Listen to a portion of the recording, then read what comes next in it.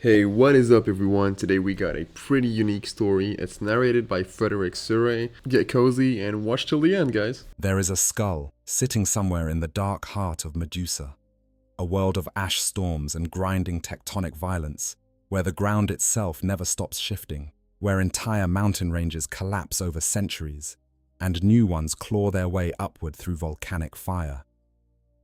It is not a gentle world. It has never been a gentle world. And somewhere deep inside the labyrinthine fortress at its center, a place known as the Eye of Medusa, there rests a skull on an altar. Not just any skull. Not the skull of some long-dead warlord or ancient champion whose bones have crumbled to dust. This skull still carries the shape of something extraordinary. The proportions of it are wrong by any human standard. Too broad, the orbital ridges too thick, the jaw too wide, built to house a brain and a consciousness that operated at a scale ordinary humans could not touch. And flanking it, watching over it in unbroken silence, stands a guardian known only as the Hellfather. He does not eat, he does not sleep, he does not drink, he does not blink. He stares at that skull with the totality of a vigil that has lasted 10,000 years.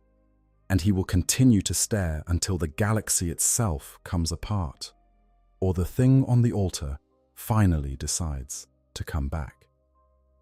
That skull belonged to Ferrus Manus, the Gorgon, Primarch of the Iron Hands. And here is the question that has been gnawing at the edges of Warhammer 40,000 lore for as long as the Iron Hands chapter has existed in the canon. What if the wrong species tried to bring him back? What if the attempt at resurrection didn't come from his own sons, desperately augmenting themselves into ever more mechanical forms as a way of grieving something they can never name? What if it didn't come from a genius-level heretic with access to forbidden genecraft? What if it came from the Green Tide? What if the Orks tried to resurrect a dead Primarch? And what if, given everything we know about how Orc psychic energy actually functions in this universe, they might actually have the means to pull it off? Now I know what you're thinking. This sounds like a fever dream. It sounds like someone combined two entirely separate corners of the lore and hit blend. But I want to walk you through this carefully, because the deeper you go into the mechanics of Orc psychic reality and the scattered lore around what happened to Ferrus Manus after his death, the more genuinely unsettling this question becomes. Not unsettling in the way that chaos is unsettling, that thick coating of corruption and wrongness that everything touched by the ruinous powers carries with it.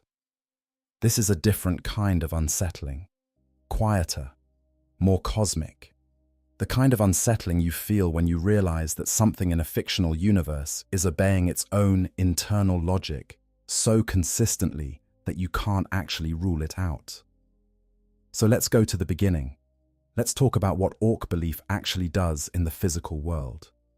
Let's talk about what was left of Ferrus Manus when the dust settled at Istvan V. Let's talk about every other attempt that's been made to bring him back and why they all failed. And then let's talk about why the green approach might be different, because the Orcs are not, and have never been, are what they look like on the surface, and Ferrus Manus is not, and has never been, entirely gone. Section 2. The Biology of Belief. Let's start with the foundation, because without understanding this, none of the rest of it holds together. Every Orc that has ever existed in Warhammer 40,000 is, at the cellular level, psychic. Not in the dramatic way that a Space Marine librarian is psychic, or the way a Chaos sorcerer dips their consciousness into the screaming madness of the warp and draws power from it. Orc psychic potential doesn't work like that at all. It doesn't work like anything else in the 41st Millennium, actually.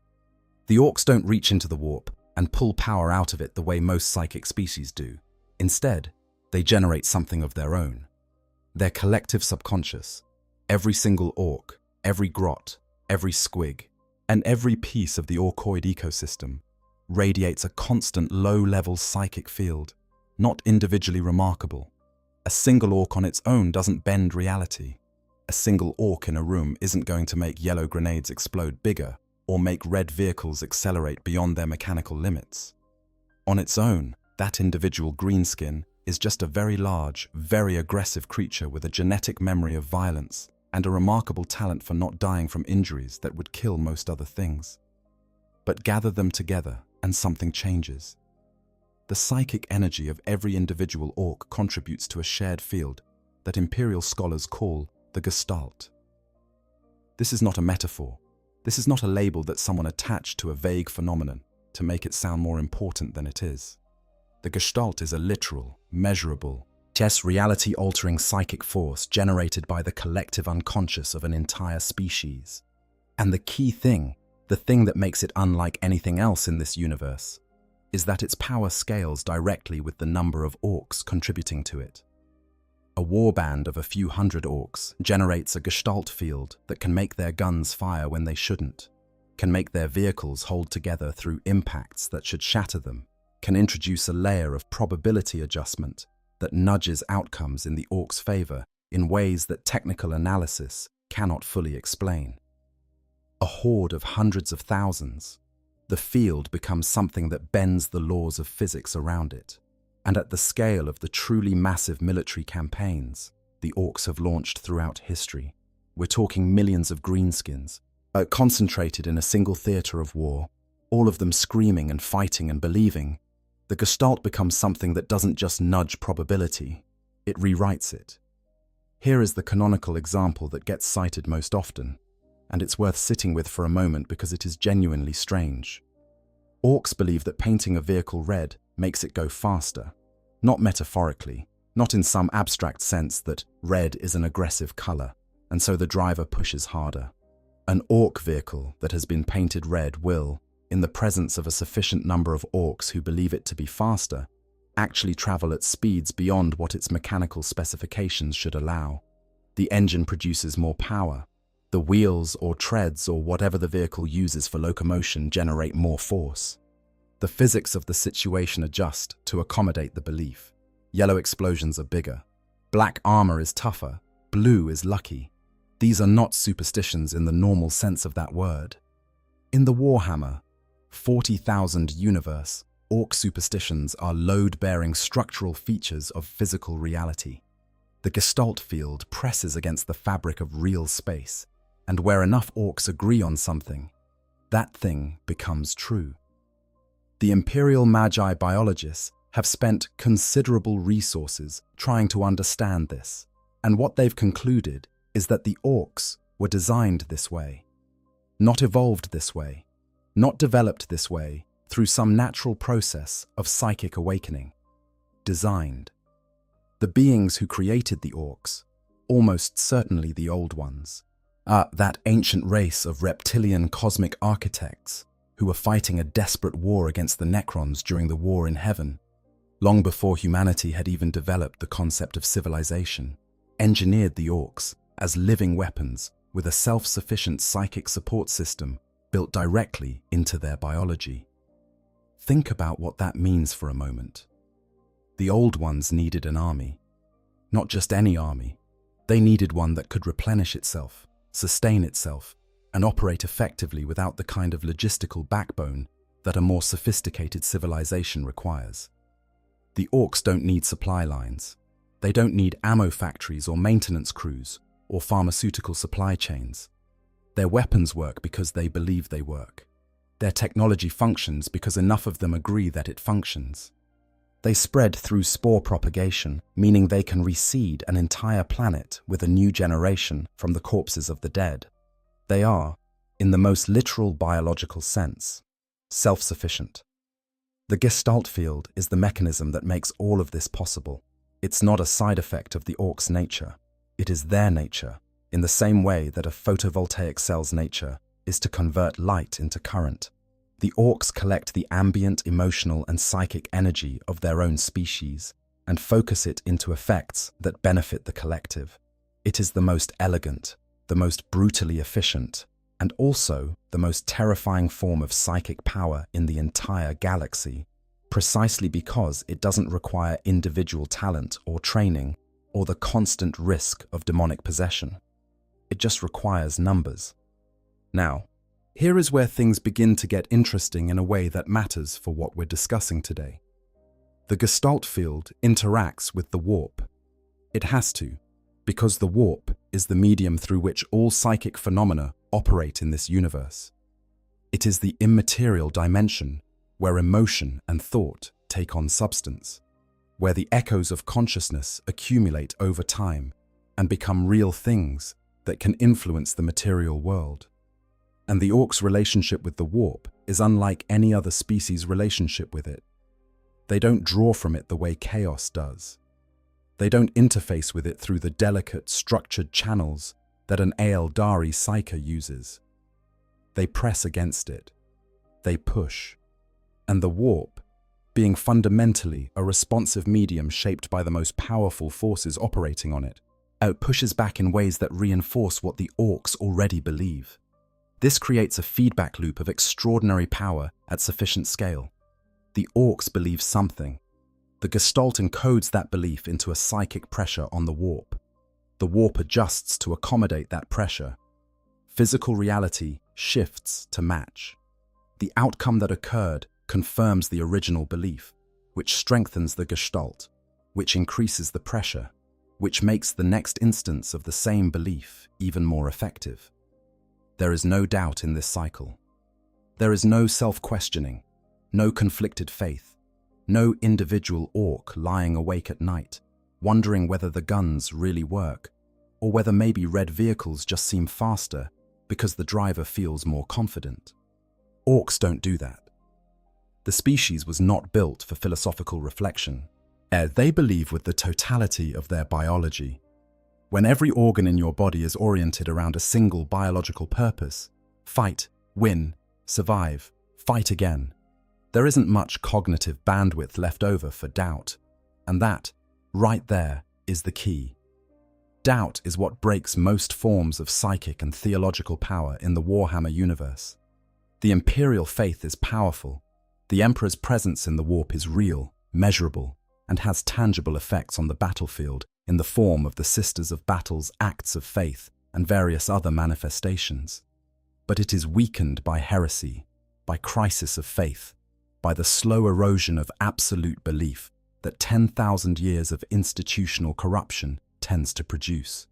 Chaos works against itself through the constant internecine conflict between the four major ruinous powers and the individual corruption of their followers.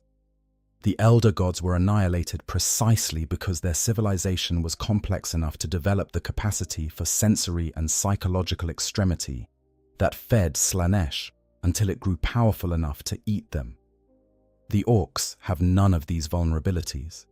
They cannot be corrupted by chaos in the way that other species can, because their psychic identity is so simple and so robust that there's nothing for chaos to get purchase on. They cannot lose their faith, because their faith isn't a doctrine that can be argued with or a philosophy that can be deconstructed. It is literally genetically encoded, and they cannot be diminished by questioning because they are, constitutionally, incapable of genuine philosophical doubt. This makes the Gestalt field one of the most reliable reality-altering forces in the universe, not the most powerful per individual unit, but the most consistent, the most sustainable, and the most impervious to the kinds of disruption that weaken every other psychic tradition in the 41st millennium. Now hold that thought. We'll need it. Section 3. The gods that billions built. Let's talk about what happens when the Gestalt field operates at the very largest scales. Let's talk about Gork and Mork. These are the twin gods of the Orks, and before you dismiss them as a bit of color in the background of a science fantasy setting, I want you to understand that they are real. Not in the way that human religions debate whether their gods are real. Not in the sense of real because the believers act as though they are real. Real in the Warhammer 40,000 universe means something concrete and measurable. Real means that the entity exists in the warp as an actual, present, responsive force that can take actions, give visions, influence events in real space, and interact with other warp entities. By that definition, Gork and Mork are real. They are the collective psychic reflection of the entire Ork species in the Imperium, in the same way that the four Chaos gods, are the collective psychic reflection of certain emotional registers across all sentient life in the galaxy. The Ork species' relatively simple psychic makeup, largely dominated by aggression, cunning, the love of conflict, and the instinct for dominance, pulls in the warp and coalesces into two entities that embody the two primary philosophical positions of Orkish existence. Gork is brutal but cunning. Mork is cunning but brutal. The Orks argue endlessly about which is which, and sometimes go to war over it, which is exactly the kind of behavior both gods would find satisfying. The difference between them, when you dig into it, is actually a matter of approach rather than character. Gork is the aspect of direct confrontation, the fist in the face, the charge into the teeth of the enemy line, the crash of muscle against obstacle. Mork is the aspect of indirect action, the ambush, the flanking move, the solution that arrives from the angle you weren't watching. Between them, they cover the entire spectrum of how Orks engage with the world, which is why every single Ork falls under one of them, whether they acknowledge it or not. There is a theological debate within the lore about which came first. Did the Orks create Gork and Mork through their collective belief? Or did Gork and Mork create the Orks in their own image? This is actually one of the more interesting recursive philosophical puzzles in the entire setting, because the answer might genuinely be both, simultaneously, in a way that makes linear causality meaningless. The warp doesn't obey time in any direction we'd recognize, and the relationship between a god and its worshippers in Warhammer is a closed feedback loop, where neither is precisely the cause of the other. What we do know is that Gork and Mork are described as standing among the most powerful entities in the warp. The Orks themselves, or in their mythology, claim that their gods are stronger than the Chaos gods, stronger than Khorne, Tzeentch, Nurgle, and Slaanesh combined. Now, this is Ork mythology, and Orks are not exactly known for understating their own importance. But there is genuine uncertainty among scholars within the universe about whether this claim is entirely without merit. The Chaos gods are sustained by the psychic emissions of hundreds of billions of individual sentient minds across the galaxy, all of them experiencing emotions in complex, layered, contradictory ways. Gork and Mork are sustained by trillions of Orks, each one broadcasting psychic energy with the uncomplicated intensity of a species that has reduced its emotional vocabulary to its most concentrated form. Pure aggression at a cosmic scale, as might actually be as powerful as the more complex corruptions the Chaos gods feed on. The jury is genuinely out on this. What is not in doubt is that Gork and Mork communicate with their most powerful followers. Gazkul Mag Uruk Thraka, the prophet of the green-skin gods, the warlord of warlords, the beast of Armageddon. He receives genuine visions from Gork and Mork, not hallucinations, not self-delusion. In the context of the Warhammer universe, where the warp is real and gods are real and psychic communication is a documented, measured phenomenon, the visions Gazkul receives are actual transmissions from entities that actually exist. They give him strategic information. They show him where to push. They told him about Armageddon before he'd ever heard of it. The entire arc of his career is from a nobody orc boy on the planet of Urk to the single most dangerous military leader in the 41st millennium, traces directly back to a head injury, and the moment that injury apparently shattered the last barrier between his consciousness and the direct input of his gods. And this is not an isolated case. During the War of the Beast, we'll talk about that in detail later, but for now just know it was the largest orc invasion in galactic history, concentrated in the 32nd millennium around 544 M32. The Primarch Vulcan was exposed to the raw gestalt energy that powered the Orcs' enormous cathedral gargant during a final confrontation with the beast himself. In that moment of exposure, Vulcan witnessed something. He saw, in the raw, energetic fabric of the Orc collective, the literal origins of their species. But he watched Gork and Mork in their cosmic form, fighting each other at the very beginning of existence in the way only beings made of pure, concentrated violence could. And what he took away from that vision, fundamentally changed how he understood the Orks. Not as a mindless tide of green chaos, but as an emergent civilization with its own relationship to the universe's deep structure. This matters enormously, because it confirms that at its largest scale, the Ork gestalt isn't just bending the rules of physics around vehicles and weapons. At its most powerful, it reaches down to the substrate of reality itself, to the level where gods live and where the boundaries between what is and what could be become genuinely negotiable. Now ask yourself, what else lives at that level? The answer, among other things, is the psychic impressions of the dead. Section 4. Weirdboys, warpheads, and the art of channeling the impossible. All of that vast, seething, reality-bending green energy has to go somewhere. And for the most part, it goes everywhere. It leaks out into the environment around the Orks.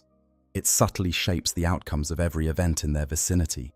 It keeps their technology working and their bodies healing at rates that should be impossible.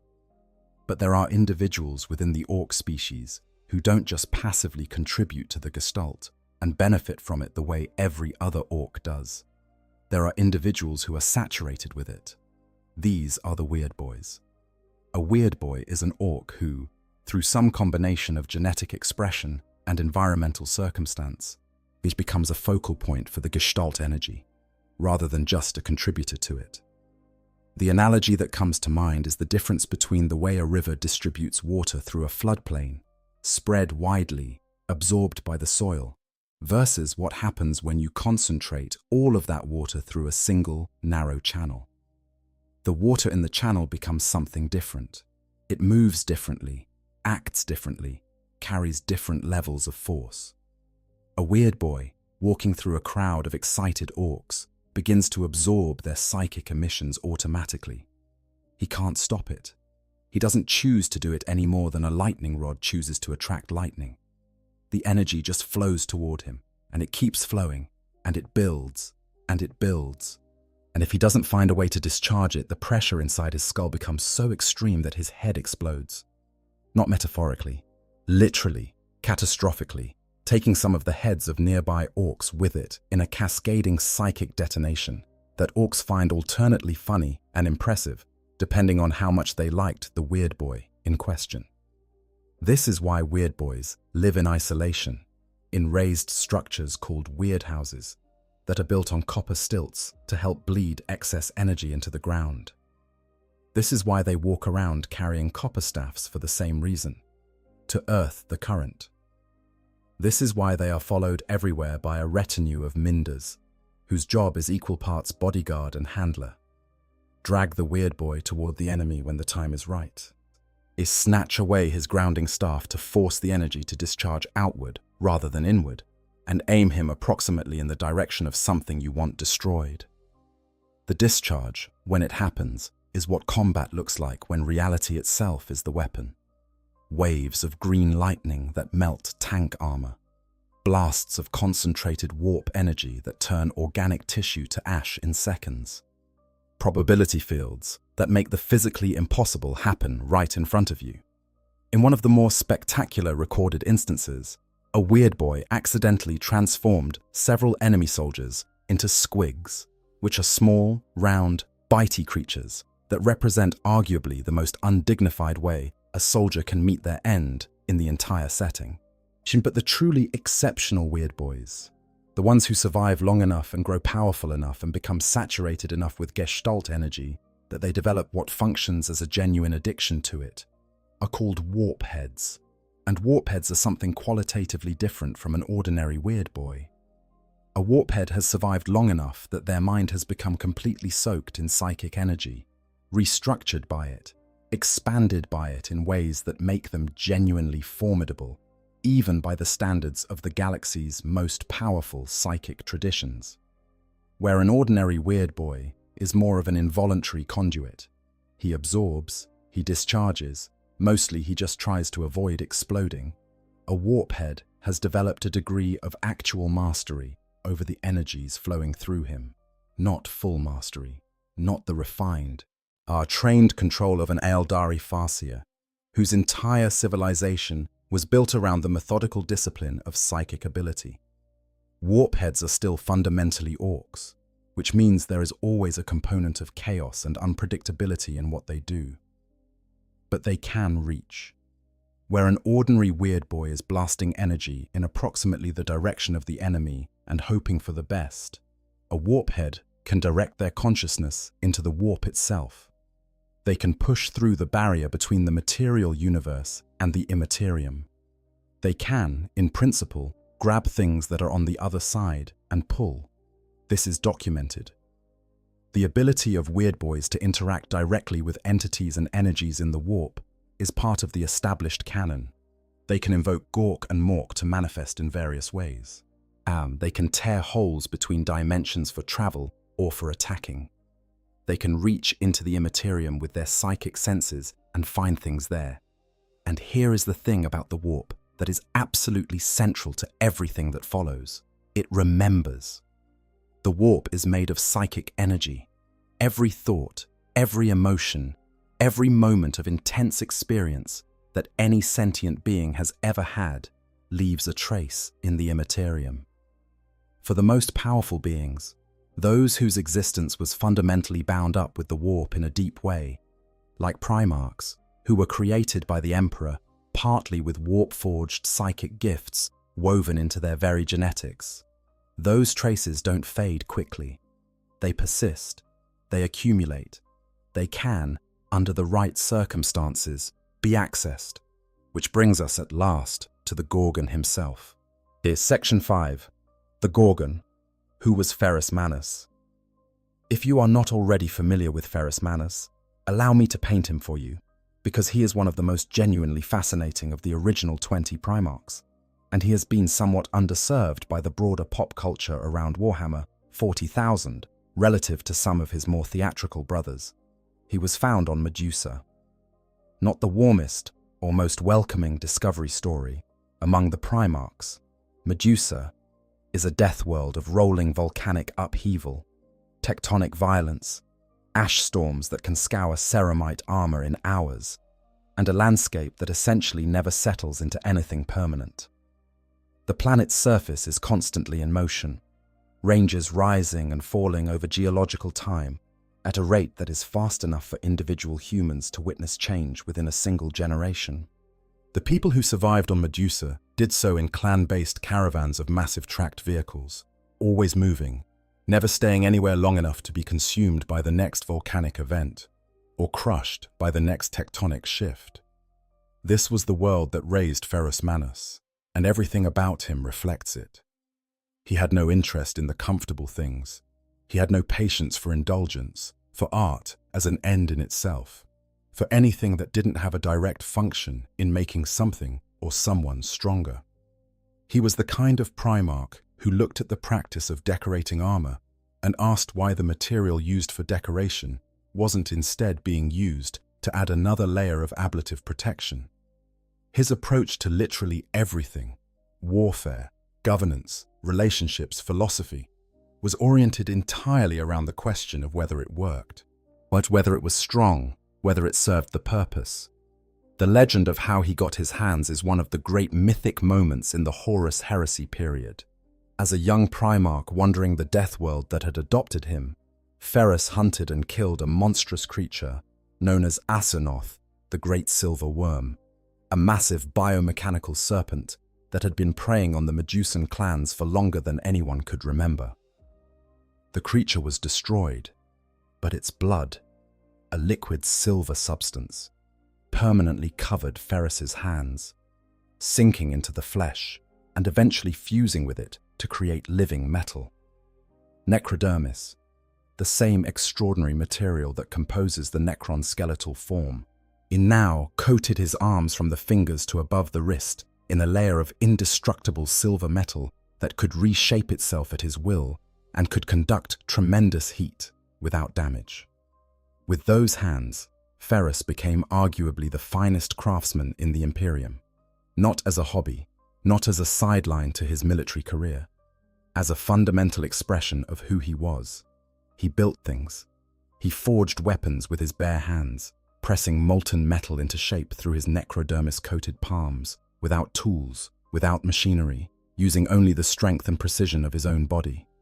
He made Fulgrim a sword, the blade Fireblade, a masterwork that would ironically be destroyed in one of the fights that preceded the heresy. He made Vulcan a bolter, with a barrel sculpted to look like a dragon's roaring throat. But he made things for brothers he cared about, and the caring was visible in the craftsmanship. His relationship with Fulgrim, Primarch of the Emperor's children, was the closest friendship among the Primarchs. Not a simple friendship. These were two beings of near-divine power and profoundly different personalities, navigating a bond that neither of them entirely understood. Fulgrim, who was all art and perfection and the elegant surface of things, found in Ferrus something he couldn't find anywhere else, an absolute refusal to pretend. Ferrus didn't manage social dynamics. He didn't navigate them. He either respected you or he didn't, and if he did, you knew it by the fact that he gave you his time, and if he didn't, you knew it by the fact that he didn't acknowledge you existed. Fulgrim, for all his sophistication, loved that directness with the kind of love that complex people sometimes develop for those who cut through complexity. And Fulgrim, in return, gave Ferrus the nickname that followed him to his death and beyond, the Gorgon, a reference to the mythological creature of ancient terror whose ugliness was so extreme it could turn a man to stone merely by being looked at. The joke was about Ferrus's aesthetic disinterest, his absolute lack of vanity, his tendency to show up to formal occasions looking like he'd just been through a forge. Ferrus found it funny, apparently, or at least he didn't object. His legion, the Iron Hands, reflected him absolutely. They were the 10th Legion, and they became known above everything else for their relationship with augmentation, with the replacement of biological components with mechanical ones. Well, this was theologically grounded in a doctrine that Ferrus himself established, that flesh was weak, that the body was a fallible organic system subject to fatigue, illness, corruption, and the simple erosion of time, and that these weaknesses were enemies as surely as any Xenos horde or traitor legion. Iron did not tire, iron did not sicken, iron did not doubt. This doctrine, the deliberate replacement of the body's organic components with mechanical equivalents as an expression of the will to overcome weakness, became the defining philosophical principle of the Iron Hands chapter to this day. They replace hands, organs, sensory apparatus, entire limbs. The most devoted members of the chapter might have only a fraction of their original biological matter remaining. The machine, they believe, is purer. The machine is stronger. The machine does not grieve, which is the most painful irony in the entire history of the chapter, because the people who believe that grief is weakness have been grieving for 10,000 years for a Primarch who told them not to grieve. Section 6. Istvan Fi, the day iron broke. It is impossible to talk about the question of resurrecting Ferrus Manus without talking about how he died. And how he died at Istvan Fi is one of the most thoroughly documented, most carefully explored, and most emotionally devastating events in the entire history of the Horus heresy. So let's go there. Let's really look at what happened, because the details matter. The context first. The Horus heresy had already begun. Horus Lupercal, the Emperor's favoured son and war master of the entire Imperium's military forces, had revealed his corruption and his allegiance to chaos. He had already destroyed the loyalist elements of several legions on Istvan III through an act of orbital bombardment so grotesque that the smoke could be seen from space for weeks. The galaxy was tearing itself apart, and the Emperor, on terror, absorbed in the construction of the Webway project that was meant to free humanity from dependence on the warp, was only beginning to understand the scale of the catastrophe unfolding. 7 legions were dispatched to Istvan V to confront the traitor forces. The plan was simple in the way that only plans that ignore obvious warning signs can be simple.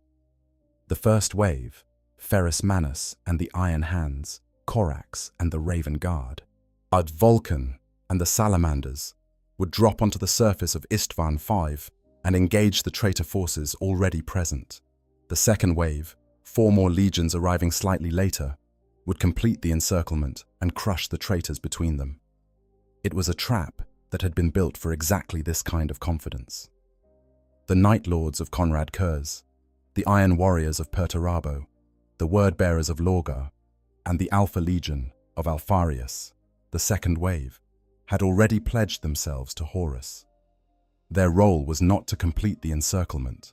Their role was to wait until the first wave was already committed to the fight, already bloodied and spent and spread across the kill zone, and then fall on them from behind. Ferrus Manus, in the moment before the second wave revealed itself, was already winning. The Iron Hands had struck hard, and his veterans, only his fastest ships had arrived, meaning he had brought the absolute elite of his legion and left the majority behind, were tearing through the traitor positions with the mechanical fury for which they were legendary. He could see Fulgrim's command position. He could see his oldest brother and friend among the traitor positions, directing the Emperor's children's defense. He didn't wait for the situation to stabilize. He didn't consolidate. He didn't listen to Corax when Corax urged withdrawal to the landing zone. He sent his Morlocks, his Terminator elite, the Iron Hand's most powerful warriors, directly into the heart of the traitor position, and he followed them personally. The second wave turned. What had been a victory became a massacre in minutes. Yet the Raven Guard and the Salamanders, who had begun to pull back when the trap revealed itself, were caught in the tidal crush of two converging forces. Vulcan would survive somehow, though his path through the following years would be its own kind of nightmare. Corax would survive, carrying wounds that would take years to heal, leading a shattered remnant of his legion through a harrowing escape. The Iron Hands lost almost everything they had brought, and in the middle of all of it, Fulgrim and Ferrus Manus met for the last time. The exact details of what happened in that duel are described as witnessed through fog. Nobody survived close enough to see everything clearly, and the carnage around them was so total that the few who might have watched from a distance were occupied with dying. In what is known is that it was a clash of tremendous violence and tremendous grief. Two beings who had once been the closest of brothers, who had forged weapons for each other, who had argued about whether art or function was the higher virtue, who had laughed at each other's obsessions, now trying to kill each other with everything they had. Fulgrim was not himself in any meaningful way by that point. The demon within the blade of the Leia, the chaos-tainted weapon he had carried since the conquest of the Leia homeworld, had its grip so thoroughly around his psyche that the Fulgrim who faced Ferrus Manus was less a man and more a puppet, being operated by something that wanted exactly this outcome. The Fulgrim that Ferrus had loved, the golden perfectionist who had annoyed him about appreciation for aesthetics, was still in there somewhere, but it was buried under a layer of corruption that spoke with his mouth and moved with his hands. The demon weapon took Ferrus Manus's head from his shoulders in a single blow. Just let that land for a moment. Not a death in battle with some nameless enemy. Not a heroic last stand against an overwhelming foe. Ferrus Manus, the Gorgon, the Primarch whose iron hands had forged weapons for half his brothers, was killed by his oldest friend, wielding a weapon so corrupted by chaos that the act was less a duel than a ritual murder. And Fulgrim, who killed him, was so shattered by what he had done in the immediate aftermath that the demon simply took him, stepped into the opening created by Fulgrim's anguish, and filled it. The possessed Fulgrim carried Ferrus's severed head to Horus, who kept it for a time before it eventually made the long, tortured journey back to Medusa. More than 9/10 of the loyalist forces deployed to the surface of Istvan V that day never left it. What was done at the Urgol Depression, in the ash-blackened ruins of that world, was not just a military defeat. It was a wound in the soul of the Imperium so deep that the scar tissue it produced, the doctrine of the Codex Astartes, the splintering of the legions into chapters, the Iron Hand's absolute rejection of the emotional self, is still visible 10,000 years later. The Iron Hands who survived, the shattered fragments of the 10th Legion, who escaped through the chaos of the retreat, came home to a universe that no longer contained their Primarch. Their father was gone. The man who had told them that flesh was weakness had demonstrated it so completely that the demonstration itself... Okay, I want to pause here for a second and just be honest with you, because this is the part of the topic that genuinely got me. I've read a lot of resurrection lore in this universe, Cooling Man coming back, the various Chaos Primarch revivals, all of it, and most of those feel narratively earned in a straightforward way. But this particular thought experiment sat with me differently, and I think it's because of what it says about the Iron Hands specifically. These guys have been replacing their flesh with metal for 10,000 years. 10,000 years of grinding themselves into machines because their dad told them weakness was the enemy. And the idea that the thing which might finally bring him back is the most alive, most stubbornly biological, most gloriously stupid force in the galaxy. A species that runs at tanks because it finds them interesting. There's something about that irony that I find genuinely moving. Like the universe has a sense of humor. It is not gentle. But anyways, that's just where my head went with this. Let's keep going. Became the only inheritance they had. They took his lesson to its logical extreme. If flesh was weak, then they would have as little of it as possible. If the body could be taken from you, then they would build bodies that couldn't be taken. If the emotions that came with being alive in an organic body could be used against you, as Fulgrim's friendship had been used against Ferrus, then they would excise those emotions the way a surgeon excises diseased tissue. Clean, efficient, cold. The Iron Hands were never gentle after Istvan V. They became something harder and less forgiving than what Ferrus had been, which is saying something because Ferrus himself had not been gentle. They became a chapter defined by loss that they refuse to call loss, defined by grief that they have institutionalized into a philosophy of strength, defined by a wound they have armored over so thoroughly that most of them have forgotten it's still there. Section 7. What remained? The skull, the arm, the echo. Here is what most summaries of the Dropsite Massacre miss, and it matters enormously for the question we're exploring. The death of Ferrus Manus did not make him vanish cleanly from the universe. The dead do not vanish cleanly in Warhammer 40,000, especially not when they were beings of Ferrus's nature. The Primarchs were not ordinary humans. They were not even ordinary space marines. They were engineered at a level of sophistication that the Adeptus Mechanicus has spent 10,000 years trying to reverse engineer and failing. Their genetics were woven through with psychic gifts. Their connection to the warp was deep and fundamental in ways that most of them never fully understood or acknowledged. When you kill a Primarch, you kill the physical body. But the impression left in the warp by 10,000 years of existence, as a being of that magnitude, does not simply evaporate. Ferrus's head was taken by Fulgrim, who delivered it to Horus. Horus mounted it on his throne.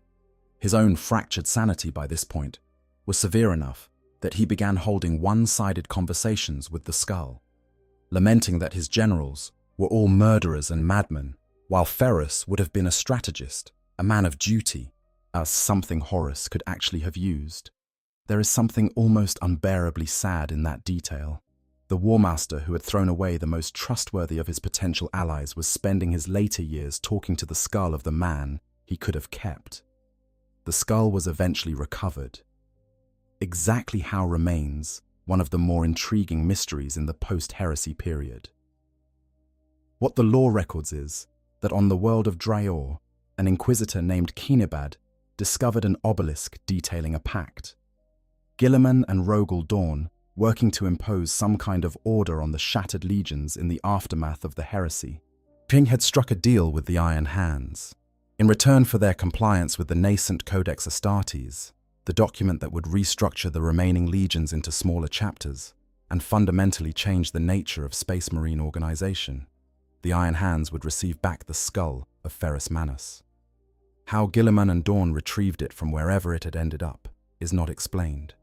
Sometimes the best mysteries are the ones that don't offer an answer. The skull currently resides, by most reports because the Iron Hands are intensely private about this, at the center of the Eye of Medusa, in the most fortified location on the planet, on an altar, watched by the Hellfather, who maintains a vigil so absolute that he consumes nothing and sleeps not at all in his ceaseless attention to it. Clan Cargill, one of the Iron Hand's component clans, maintains a separate vigil at the Karashi Heights, the volcano where Ferrus first arrived on Medusa, watching for the moment their Primarch returns. Meanwhile, there is a separate fragment of Ferrus Manus in existence that has played a significant role in previous resurrection attempts. One of his arms, the necrodermis-coated arm, or at least a portion of it, was recovered by a group we'll discuss shortly, who had rather specific plans for it. But before we get to the attempts, there is one more piece of this that needs to be on the table. Because the question of whether Ferrus Manus's warp impression still exists is not purely theoretical. In the novel Master of Mankind, set during the war within the Webway, at the desperate conflict happening beneath the Imperial Palace, while the siege of terror raged above, the Emperor himself, fighting against a tide of demonic forces in the corridors beneath Terror, reached into the warp and pulled forth the psychic impressions of fallen heroes to fight alongside him. Among those heroes was Ferrus Manus, not a clone, not a puppet, not a mechanical reconstruction, a blazing spectre of the Primarch himself, manifested from his existing psychic impression in the Imperium, fighting as a burning giant at the Emperor's side. This is canonical. This confirms that the warp impression of Ferrus Manus is not a faded ghost or a dying echo. It is coherent enough to be summoned and deployed as a force by an entity with the power to access it. It is present, identifiable, and apparently still carrying something of who Ferrus was when he was alive. The question then becomes not whether the impression exists, but who can reach it and what they can do with it. Section 8. Those who already tried. Let's talk about the people who have already attempted to resurrect Ferrus Manus, because the history of those attempts is instructive. Each one failed. Each one failed in a specific, illuminating way that tells us something about what resurrection of a Primarch actually requires, and what none of the previous attempts had. The first attempt happened remarkably quickly. Fulgrim, freshly possessed by the demon of the Blade of the Lair, was already fracturing psychologically from what had been done on Istvan Foth. The demon that had committed the murder might have had full control of his body, but it hadn't entirely consumed his consciousness.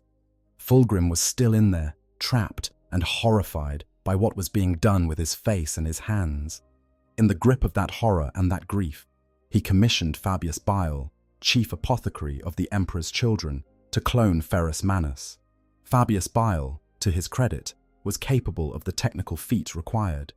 He had access to genetic material from the original Ferrus, and his skills with genecraft were extraordinary by any standard of the era.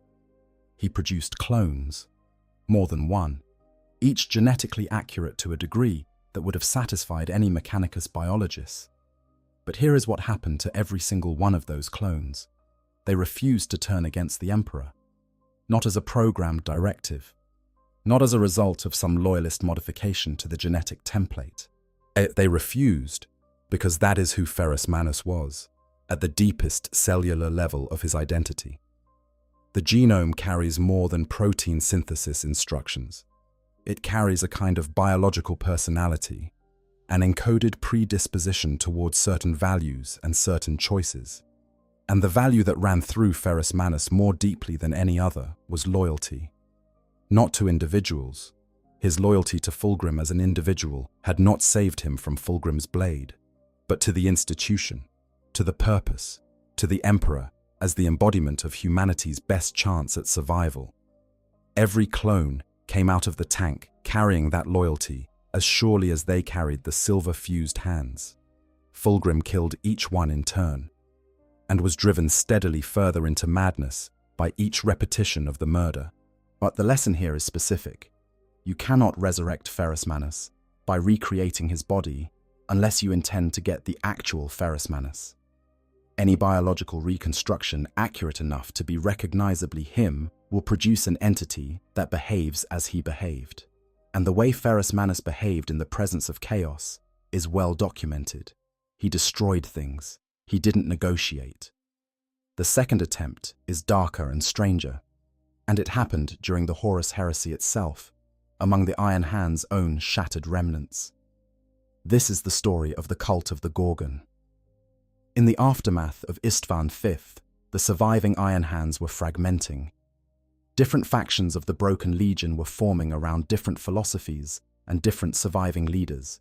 And one group of Iron Fathers, the senior leaders of the Legion's more spiritually inclined faction, had gone somewhere past grief and arrived somewhere that might be called desperation. They called themselves the cult of the Gorgon. Their motivation was political as much as spiritual. Shadrach Medusa was the Iron Hand's de facto leader in the post-Istvan period, holding together not just his own legion's remnants, but maintaining connections with survivors from the Raven Guard and Salamanders. He had actual authority, earned through competence and survival. The cult of the Gorgon wanted to oppose him, and what better way to undermine a legitimate leader than to produce a higher authority? They acquired, through means the law doesn't fully explain, one of Ferris's metallic arms, a genuine relic of the Primarch, real necrodermis. Missing a finger, the living silver that a Seernoth's blood had fused into his body, and they attached it to a mechanical puppet, a heavily armored, cloaked mechanical construct that could move and gesture and give orders. The deception was thin, not because the cult lacked technical skill, but because no amount of technical skill can substitute for the specific character of a Primarch. Ferrus Manus had a presence. Even on paper, in the historical records, you can feel the weight of how he occupied a room. The puppet was a mannequin with a relic attached. It was, at best, a symbol someone was trying to make do the work of an actual leader. Vulcan, who was traveling with Medusa's fleet at that time, shattered it when the deception was revealed, physically destroyed the puppet. The cult of the Gorgon fell apart. Its members were spared execution by Medusa, in an act of mercy that said more about Medusa's character than theirs. The lesson of this attempt is equally specific. You cannot resurrect Ferrus Manus with a physical imitation, not because the physical imitation isn't good enough, but because the physical presence is almost the least important part of who he was. And here is the key insight. Both of these approaches, the biological clone and the mechanical puppet, worked from the outside in. They started with the body and hoped the soul would follow. They assumed that if you rebuilt the container, the contained thing would return to it. The Ork approach, if we can call it that, would work from exactly the opposite direction. Section 9. Proof of concept. 3 cases where Ork belief changed the rules. Before we get to the central argument, I want to give you 3 specific examples from the lore that function as proof of concept. 3 documented cases where Ork belief did something that should have been impossible by any conventional metric.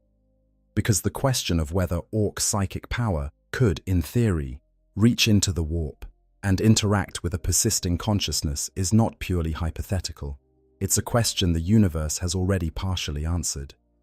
The first case is Commissar Sebastian Yarrick and his eye. Yarrick was already famous by the time the Second War for Armageddon began. He was a human being, no genetic modification, no psychic talent, no blessed armor or angelic intervention. Just an old commissar with a lifetime of experience fighting orcs and a deep, studied understanding of how the greenskin mind works. When the orcs of Ghazkul's crusade reached Hades' hive, it was Yarrick who held it. Not through any military miracle, but through the particular combination of iron will and tactical intelligence that had defined his career. During the fighting, he lost his hand in single combat with an orc warboss. He killed the warboss, took its power claw, and kept fighting until Hades' hive was secure. And the orcs noticed. They remembered the human who had killed one of their chiefs with its own weapon. The story spread through the orc army. Later, he lost an eye in a firefight, and the orcs, in processing this information through their particular cultural lens, added a detail. They decided that Yarrick could kill with a glance, that his missing eye had been the seat of some lethal power, and that now that it was gone, he was, if anything, more dangerous, because whatever power lived in that socket was no longer contained by a physical eye. In their telling, The empty socket could kill. Yarrick heard what the Orks were saying about him, and he went to a bionics craftsman and had a pulse laser installed in that socket. If the Orks believed he could kill with a glance, then he was going to kill with a glance. The bionic eye, the Bale Eye, became one of his most feared weapons in every subsequent engagement. The Orks believed it would kill them, and it did. The technical explanation is that the pulse laser he installed was a genuine weapon. But the way it integrated into the fabric of the conflict, the way the Ork belief shaped the terms under which the weapon was created and deployed, is a smaller scale echo of the same mechanism that makes yellow grenades explode bigger. Yarrick made himself into what the Orks believed him to be, and there are serious lore theorists who suggest that at this point in his career, Yarrick's extraordinary longevity and effectiveness might partly be sustained by the fact that Orks, collectively, believe he is unkillable. Gaz-Kul himself famously refused to kill him, saying that good enemies are too valuable to throw away. As long as the Orks believe that Yarrick lives and fights and comes back, the Gestalt supports that belief, and Yarrick continues to live and fight and come back. The second case is Tusker Demon Killer, as an Ork warlord whose story ends in the realm of Khorne, and doesn't end there at all. Tusker developed, over the course of a remarkable career, a genuine passion for fighting demons, not just as enemies, but as opponents he specifically sought out. After a particularly impressive demonic incursion gifted his crew with exposure to warp rifts, Tusker spent years doing nothing but hunting demonic entities, crashing through rift after rift, fighting ever larger and ever more impressive demonic foes, having what was by Orc standards the time of his life. He eventually led his warband into the realm of Khorne itself, the blood god's domain, the place where the most martial and violent forces in the warp live in constant, eternal combat. And Tusker's warband died there, slaughtered, finally, by the forces of the blood god in a last stand that even Khorne apparently found impressive. And then Khorne brought them back. The blood god, who values nothing but the quality of battle and the skill of warriors, was apparently sufficiently entertained by Tusker and his Orks that he resurrects them daily so they can fight again. Tusker Demon Killer and his warband exist in an eternal loop in the realm of Khorne, dying and rising and fighting again, forever, as a compliment from one of the most powerful entities in the warp to the nature of Orc belligerence. This is not a metaphor. This is lore. Tusker is currently, at the time of the 41st Millennium, alive and fighting in Khorne's realm in exactly this fashion. And a Chaos God is sustaining an Orc army with resurrection power because the Orcs earned his respect through the quality of their violence. The lesson here is not that Khorne can resurrect Orcs. Obviously, Chaos entities can interfere with life and death in their own domains. The lesson is that the intersection of Orc nature and warp entities produces outcomes that shouldn't be possible by any conventional framework. Khorne does not normally resurrect his defeated foes. He consumes their skulls and adds them to his throne. He made an exception for Tusker because something about Tusker's Orcs resonated with what Khorne is made of. Pure, uncomplicated aggression that never surrenders. Imagine then what would happen if a sufficient concentration of Orc psychic energy were focused not on getting the attention of a Chaos God, but on reaching the warp impression of a dead Primarch. A Primarch whose defining characteristic was, ironically, the relentless application of iron will against all obstacles. The Gorgon, who never yielded, who never bent, whose psychology in life was so thoroughly dominated by the drive to overcome that even his clones, biological copies produced after his death, inherited it intact. The third case is the War of the Beast, and specifically the moment at the end of it where Vulcan was exposed to the raw Gestalt energy of the Cathedral Gargant on Ulanor. The Beast, by this point revealed to be not a single Orc, but 6 prime Orcs, each commanding a legion of greenskins, each the size of a small building, had constructed on Ulanor a device of extraordinary ambition. A Gargant, the massive walking war machines that Orcs build in the image of Gork and Mork, of unprecedented scale. The Cathedral Gargant, powered not by mechanical energy systems, but by the raw gestalt field of the entire war horde that had gathered around it. The Ork psychic energy at that scale, focused through an enormous machine designed specifically to conduct it, was something that had never been seen before. When Vulcan, a Primarch, who was himself an entity of enormous psychic depth and warp significance, tackled the beast into the heart of that machine, what he experienced was not simply an explosion or a burst of energy. He was immersed in the fundamental substrate of what the Ork gestalt field actually is at its most primal level. And he saw things.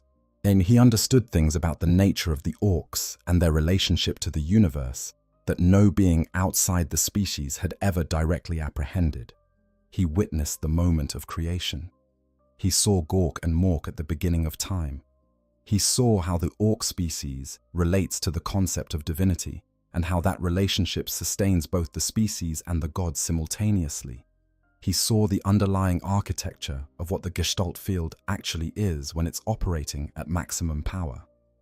What he witnessed was, functionally, a window into a dimension of existence that is not quite the warp as it is normally understood. Not the chaos-saturated immaterium of the ruinous powers, but something adjacent to it, and in some ways prior to it. A layer of psychic reality that the Ork's own nature gives them access to, but one that exists somewhat independent of the four chaos gods and the normal dynamics of warp politics.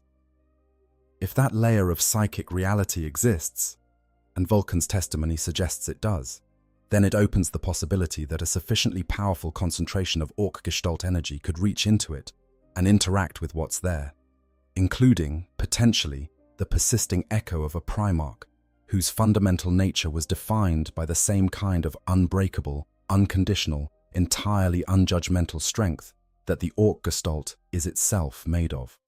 Section 10. The Ork Argument. Why green faith is different. Now we arrive at the heart of it. Let's make the actual case. Every previous attempt to resurrect or reconstruct Ferrus Manus has shared a fundamental flaw. It worked from the premise that what needed to be recovered was the body. Or clone the body, and the consciousness will fill it. Build a mechanical body, and attach a genuine relic, and the authority of the Primarch will inhabit it. These approaches treated Ferrus Manus as a vessel, as though what he was resided in his physical form, and what was needed was a new or replacement form to house it. This is precisely backwards to how the warp actually works. The warp doesn't preserve bodies.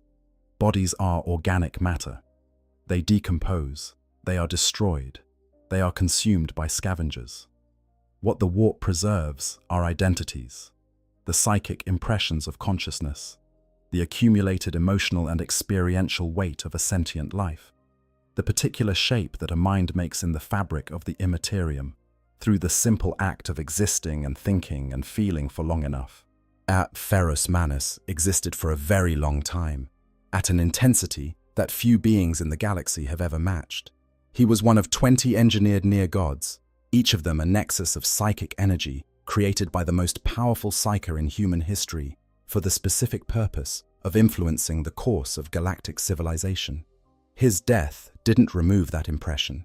His death, if anything, may have intensified it. The traumatic dissolution of an identity that powerful creates ripples in the warp that persist long after the source is gone. We know the impression is there. The Emperor accessed it during the war within the webway. It was coherent, functional, and recognizably Ferrus Manus. Whatever was preserved in the immaterium was not just a smear of psychic residue. It was a shaped, conscious entity that could be summoned and directed. Now, what does it actually take to reach that impression? This is where the Ork approach diverges from everything else. The Empire of Chaos reaches into the warp through corruption, through gradually eroding the barriers between the material universe and the immaterium until the two bleed together. This is a slow, destructive process that consumes the person doing it. The corrupted consciousness becomes part of chaos rather than maintaining its individuality. The Imperium accesses the warp through psychers, individuals whose genetic mutations allow them to interface directly with the immaterium, at significant risk to their own sanity and the safety of everyone around them. And even the most powerful Imperial psychers accessing the warp are subject to the politics of what they find there, the constant pressure of demons trying to possess them, the attentions of the chaos gods, the sheer noise of a dimension that is made of unfiltered emotion. The Eldar access the warp through their infinity circuits, carefully constructed systems for preserving the dead as stable psychic entities within their craft worlds, shielded from the consuming attention of Slaanesh by the spirit stones they carry. It's the most sophisticated system in the galaxy for interacting with preserved consciousness, but it requires an infrastructure that took thousands of years to build, and that the Orks conspicuously do not have. The Orks access the warp by being themselves, and that might be the key. The warp is, or at its most fundamental level, a dimension shaped by belief and emotion. The four Chaos Gods are the extreme expression of this, vast entities that have been sculpted over millions of years by the accumulated psychic weight of entire galaxies' worth of experience. Gork and Mork are the Ork version of this. And the thing about Ork belief, the thing that makes it genuinely different from every other form of belief in the universe, is its absolute consistency. There is no crisis of faith in the Ork psychic tradition. There is no dark night of the soul in which a warphead lies awake questioning whether what he's doing is real. There is no theological schism that divides the Gestalt into competing camps with attenuated power. There is no doubt, ever, for anyone. The Gestalt field is the pure and unfiltered expression of what the Ork species is, without the contaminants of philosophical complexity that weaken every other form of belief-based power. Now apply this to the question of Ferrus Manus. Imagine a scenario, and I want to be very clear that what follows is speculative extrapolation from established lore rather than confirmed canon, in which a sufficiently large concentration of Orks, in the presence of a sufficiently powerful warphead, developed a consistent belief about the Gorgon. Not a belief about cloning him, not a belief about building a puppet, a belief about calling him back, about reaching into wherever he is and saying, "This is what you are. We know what you are. We know your shape and your nature, and we want you here." Ork belief has already demonstrated that it can affect beings in the warp. While Gork and Mork are perhaps the most literal possible example of this. Two entities whose existence is entirely constituted by Ork belief, maintained and sustained entirely by the constant psychic emission of trillions of greenskins who have never once questioned their reality. The Gestalt doesn't just observe warp entities. It creates them, it shapes them, it calls them into being and holds them in being. What would happen if that same mechanism were turned toward an entity that already existed? Ferrus Manus's warp impression is there. It is coherent. It is stable. It carries the characteristic shape of the Gorgon. Unbreakable, iron-willed, defined by the drive to overcome all weakness. What it lacks is a direction, a purpose, a reason to move toward the material universe, rather than simply persisting in the immaterium as an echo of what was. Ork belief provides direction. It provides purpose in the most brutally direct way possible, because the Orks don't petition entities they believe in to come back. They summon them. They push with the full weight of the Gestalt, and they demand, in the way that only beings who have never learned to be uncertain can demand. When a warphead calls on Gork to destroy an enemy, he doesn't ask. He announces. He declares. And the Gestalt behind him provides the psychic infrastructure for the entity to move through. There is also a deeper compatibility here that the theory hinges on, and it's this. The shape of Ferrus Manus's psychic identity is not entirely unlike the shape of the Ork Gestalt itself. Consider what defined him: our absolute will, the refusal to acknowledge limitation, the conviction that weakness is something to be overcome rather than accommodated, the drive to build, to forge, to make things that are strong enough to survive any test applied to them. These are not foreign concepts to the greenskin mind. The Ork race was built around exactly this kind of unconditional, absolute engagement with the physical world and with strength as the primary value. An Ork doesn't wonder whether its shooter will fire. An Ork doesn't lie awake calculating the probability that the charge will succeed. It commits, totally, without reservation, and the universe bends. That is how Ferrus Manus thought, not about weapons and vehicles and painted armor, but about everything. He committed totally, without reservation. And he never turned away from a fight because the odds were against him.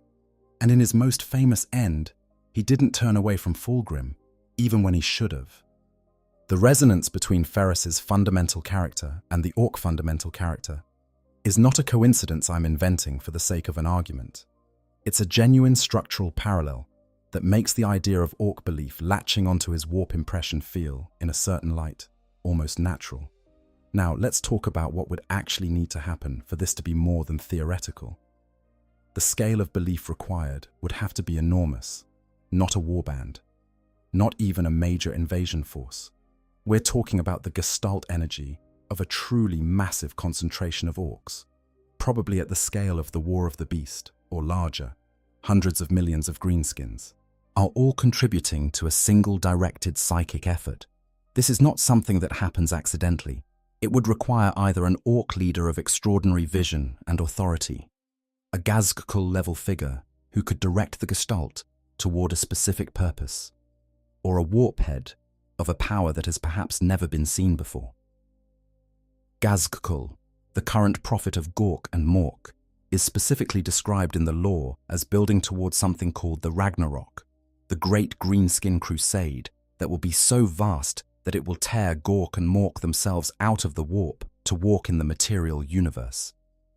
The ambition of this plan is essentially to make the Gestalt large enough that the boundary between the material universe and whatever dimension Gork and Mork inhabit becomes permeable. If that boundary can be made permeable for the Ork gods, it is permeable. And if it is permeable, what else might walk through it? There is also the matter of proximity to the physical remains. The skull on Medusa is real. The necrodermis arm is real. In the Warhammer universe, physical relics of entities with psychic significance serve as anchor points, connections between the physical world and the entity's warp impression. The skull of Ferrus Manus, specifically, is a locus of enormous psychic significance. The Hellfather's unblinking vigil over it is not purely ceremonial. The sustained attention of an Iron Hand's guardian creates a continuous thread of psychic intention directed at the skull, which maintains its connection to whatever remains of Ferrus's presence in the warp. Now imagine an Ork horde landing on Medusa. Yes, imagine that horde fighting its way past the Iron Hand's extraordinary defenses. And the Iron Hands are genuinely one of the most formidably defended chapters in the Imperium, augmented to a degree that their casualty rates in taking ground are among the lowest of any chapter. Imagine them getting to the Eye of Medusa. Imagine them finding that skull. The Orks would not understand what they were looking at. They would not know that this was the skull of a Primarch. They do not read Imperial history for context, but they might feel it.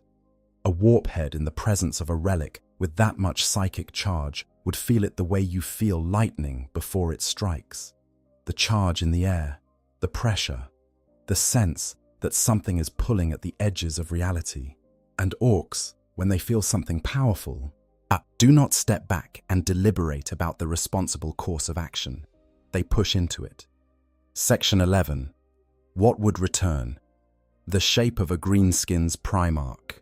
Let's say, for the purposes of following this thought to its conclusion, that something like this actually occurred. Let's say a large enough concentration of Ork psychic power, focused through a powerful enough warphead, in the presence of genuine relics of Ferrus Manus, with enough coherent intentionality behind the effort, managed to grab hold of the warp impression of the Gorgon and pull it toward the material universe. What would come back? This is, in many ways, the most interesting part of the thought experiment. Because the Orks would not be trying to return Ferrus Manus as he was. They wouldn't know who he was. and not in enough detail to shape the summoning with that kind of specificity. They would be responding to a psychic signature, a shape of power and will and unbreakable character that resonated with the Gestalt, and they would be calling it through with the force of their belief. What that belief would shape the return, as is open to fascinating speculation. The warp is a reflective dimension. What comes through it is shaped not only by what it was before entering the warp, but by the psychic pressure applied to it during the transit, a chaos. God's power shapes its demons into the image of the god. The Emperor's faith shapes the manifestations of the Imperium's saints. The Ork Gestalt would shape anything it pulled through in the image of what the Ork collective mind believed it was summoning. But the Orks would be pulling through something immensely powerful, unbreakable, and defined by the drive to fight and overcome. They would be calling in the image of something that fit their fundamental cosmology. Something closer to a titanic, armored embodiment of relentless force than to the refined, introspective craftsman warrior that Ferrus Manus actually was. What might emerge would be recognizably the Gorgon, but shaped by 10,000 years of existing as an impression in a dimension that is made of raw psychic energy, and then filtered through the Ork Gestalt on the way out. It would be more elemental than the man was, less subtle. The aspects of Ferrus that were quieter, the master craftsman, the devoted friend, Chet the conflicted son who sometimes wondered if his attachment to his silver hands was weakness, those would be muted or absent. What would come through the Ork filter would be the aspects that resonate with what Orks are. The absolute will, the unconditional drive, the refusal to acknowledge any obstacle as permanent. It would still be loyal, almost certainly. Not because the Orks had programmed it to be. Orks can't program loyalty, and wouldn't think to try. But because loyalty to the Emperor was not a choice Ferrus Manus made at the top of his mind. It was a biological fact of his nature, so deep that even Fabius Bile's genecraft couldn't clone it out of him. What comes through the Ork filter, carrying Ferrus's psychic signature, would carry that same bedrock loyalty, because it's part of the shape of who he is in the warp. But it would also carry something new, an Ork sensibility, a comfort with the chaos of battle that the original Ferrus had but kept contained, an appreciation for the fundamental rightness of fighting something that is trying to kill you, that the Orks might inadvertently reinforce during the summoning process, just by virtue of being what they are. What would emerge would be neither the man nor the myth. It would be something genuinely new, an entity that carried the psychic identity of Ferrus Manus, shaped by 10,000 years in the warp, and filtered through the Ork Gestalt, arriving in a galaxy 10 millennia after the man it was made from died. It would be iron in the same way that fire is fire, recognizable by its nature, but changed by everything it's passed through. Would the Iron Hands accept it? Would they recognize it? Or would the Orks that summoned it be able to hold it, or would it immediately begin trying to kill them? These are questions without clean answers, and that ambiguity is part of what makes this scenario genuinely fascinating, rather than simply hypothetical. Because here is what we know about what Ferrus Manus valued above all else. He valued strength, not political allegiance, not institutional loyalty, not the careful maintenance of social bonds. Strength, the ability to overcome, the capacity to meet any force applied against you with a greater force. What the Orks would present him with, if he arrived in their midst, is the most undeniable demonstration of strength that exists in the 41st millennium. Trillions of beings who believe so completely, so unreservedly, are so constitutionally that they can overcome anything that the universe has actually bent itself to accommodate their belief. Beings who fought the greatest war in Ork history against a foe who was, frankly, building planet-scale weapons, and who did it with scrap metal and spite and Gestalt energy and won. Ferrus Manus might, on reflection, find this mildly impressive. Section 12. The Iron Hands. Answer. Of course, we cannot close without considering what the Iron Hands would do in this scenario, because the Iron Hands have opinions about Ferrus Manus's continued non-existence, and those opinions are complex in ways that the chapter would absolutely refuse to acknowledge. The Iron Hand's philosophy since the heresy has been that flesh is weakness, while that the emotional responses that come with biological existence are vulnerabilities to be overcome.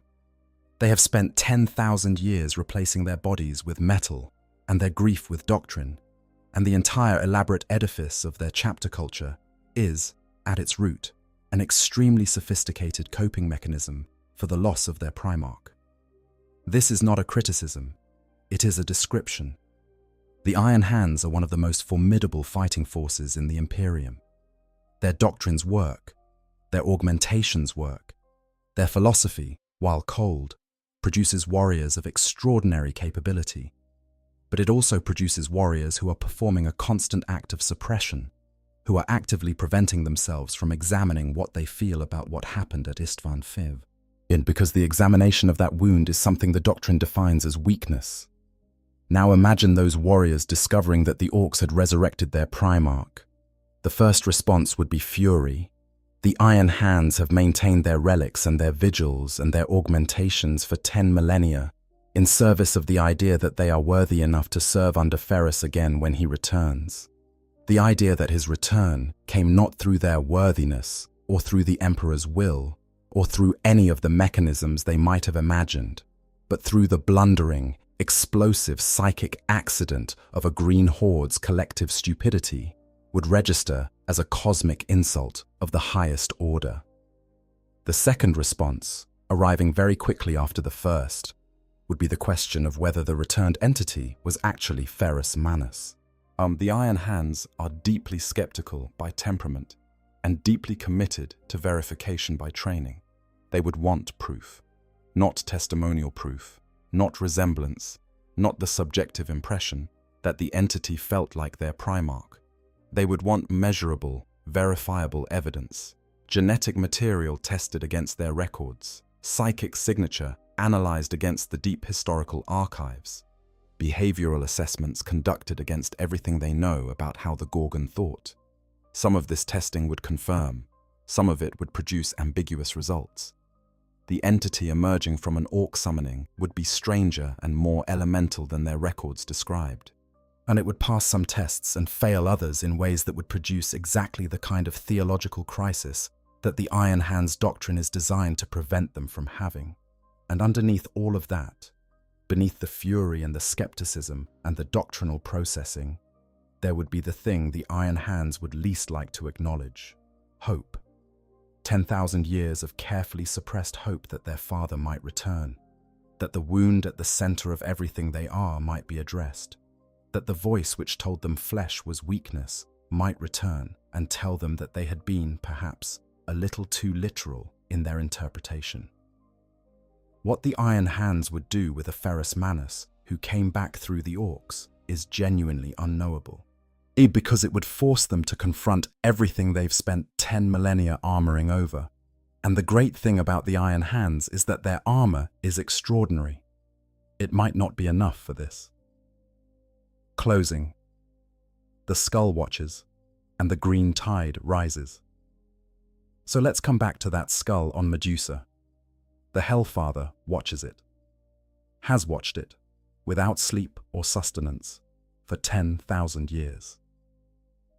The vigil at the Karaashi Heights continues. The Gorgon's sons have replaced their flesh with iron, one augmentation at a time, year by year, until some of them are more machine than man. And they did all of it in preparation for the day their Primarch returns and finds them worthy of his service. They have imagined many scenarios for that return. A mystery of the warp, unexplained. A gift from the Emperor on Terra, whose golden light still reaches across the galaxy. A miracle of technology, some breakthrough in genecraft or biomancy, or the deep arts of the Mechanicus. They have not imagined this one. And yet, Gazgkul Mag Uruk Thraka is out there, receiving visions from Gork and Mork, building towards something the lore calls the Ragnarok, the final crusade that will bring the Ork gods themselves into the material universe. The Gestalt is growing. The Great Rift has opened, and in the howling immaterial storm that surrounds it, the boundary between the warp and real space has become more permeable than at any point since the heresy. the psychic climate of the 42nd millennium is one of extremes, of things that were impossible becoming possible, of things that were suppressed for millennia breaking through into the light. While the impression of Ferrus Manus sits in the warp, coherent and present, carrying the shape of a man defined by the refusal to stay down, his skull sits in the dark of Medusa, charged with 10,000 years of attention and intention. The green tide rises. These things have not yet intersected. In the current state of the canon, Ferrus Manus remains dead, his sons remain mechanical and grieving, and the Orks remain pointed roughly in the direction of everyone who isn't an Ork. But the pieces are all present. The mechanism is documented, the precedents exist, and the universe of Warhammer 40,000 has a long and well-established tradition of doing exactly what you were just convinced it wouldn't do. The Gorgon's bones are in the dark. The greenskin faith is in the warp. The skull still watches, and the green tide rises. And somewhere in the screaming immaterial distance, something with iron hands is very slowly remembering why it doesn't stay down. Whether it comes back is a question for the future. Whether it could come back, whether the mechanism exists, whether the precedents support it, whether the fundamental logic of how Ork belief interacts with warp-preserved consciousness allows for the theoretical possibility, that is a question the lore has already answered, quietly, across 100 separate sources that most people haven't read in combination. The answer is, probably. And in the 41st millennium, probably is more than enough to be terrified. If this kind of deep lore exploration is the kind of thing you want more of, please do consider subscribing to the channel and leaving a comment below with which Primarch story you want to explore next. There are 20 of them, and every single one of them has a corner of the lore this deep waiting to be opened. The like button also tells the algorithm that this kind of thoughtful, long-form 40,000 content is worth surfacing to other people who want it. So if you got something out of this, it goes a long way. Until next time, stay in the quiet, and remember that in the grim darkness of the far future, the most dangerous things are the ones you haven't thought to look for yet. End of script. Section 13.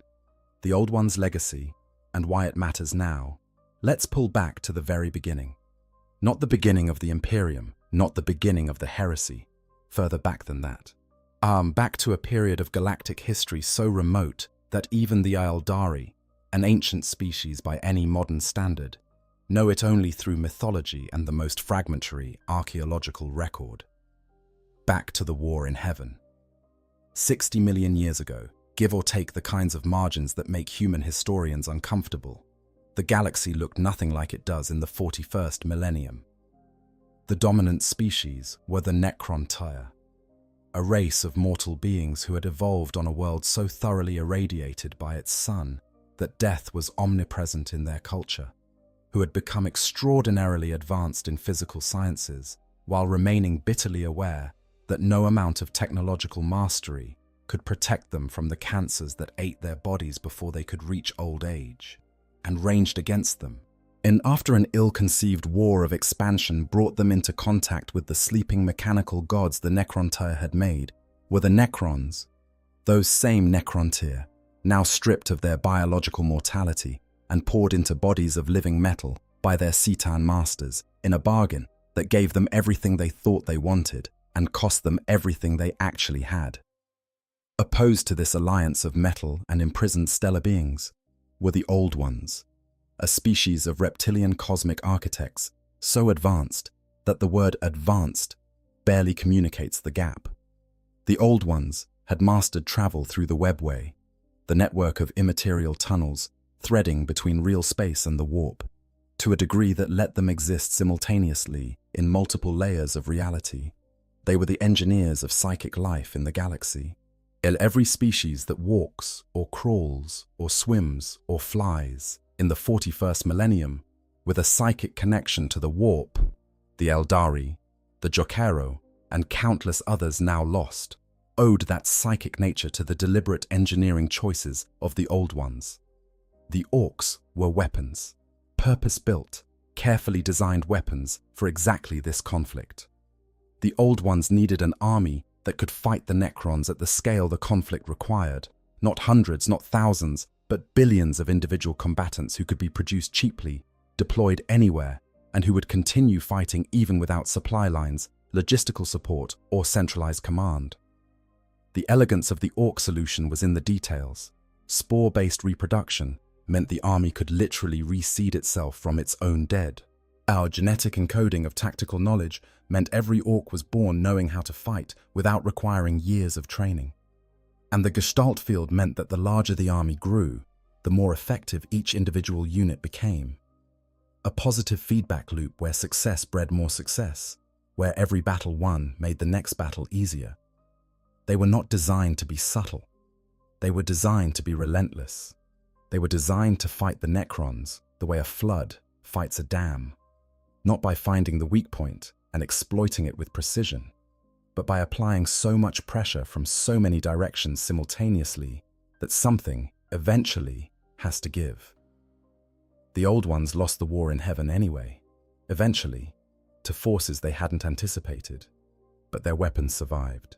The Orks spread across the galaxy and kept spreading, and fighting everything they encountered and growing stronger with every victory, their Gestalt field accumulating psychic mass the way a snowball accumulates mass, rolling downhill.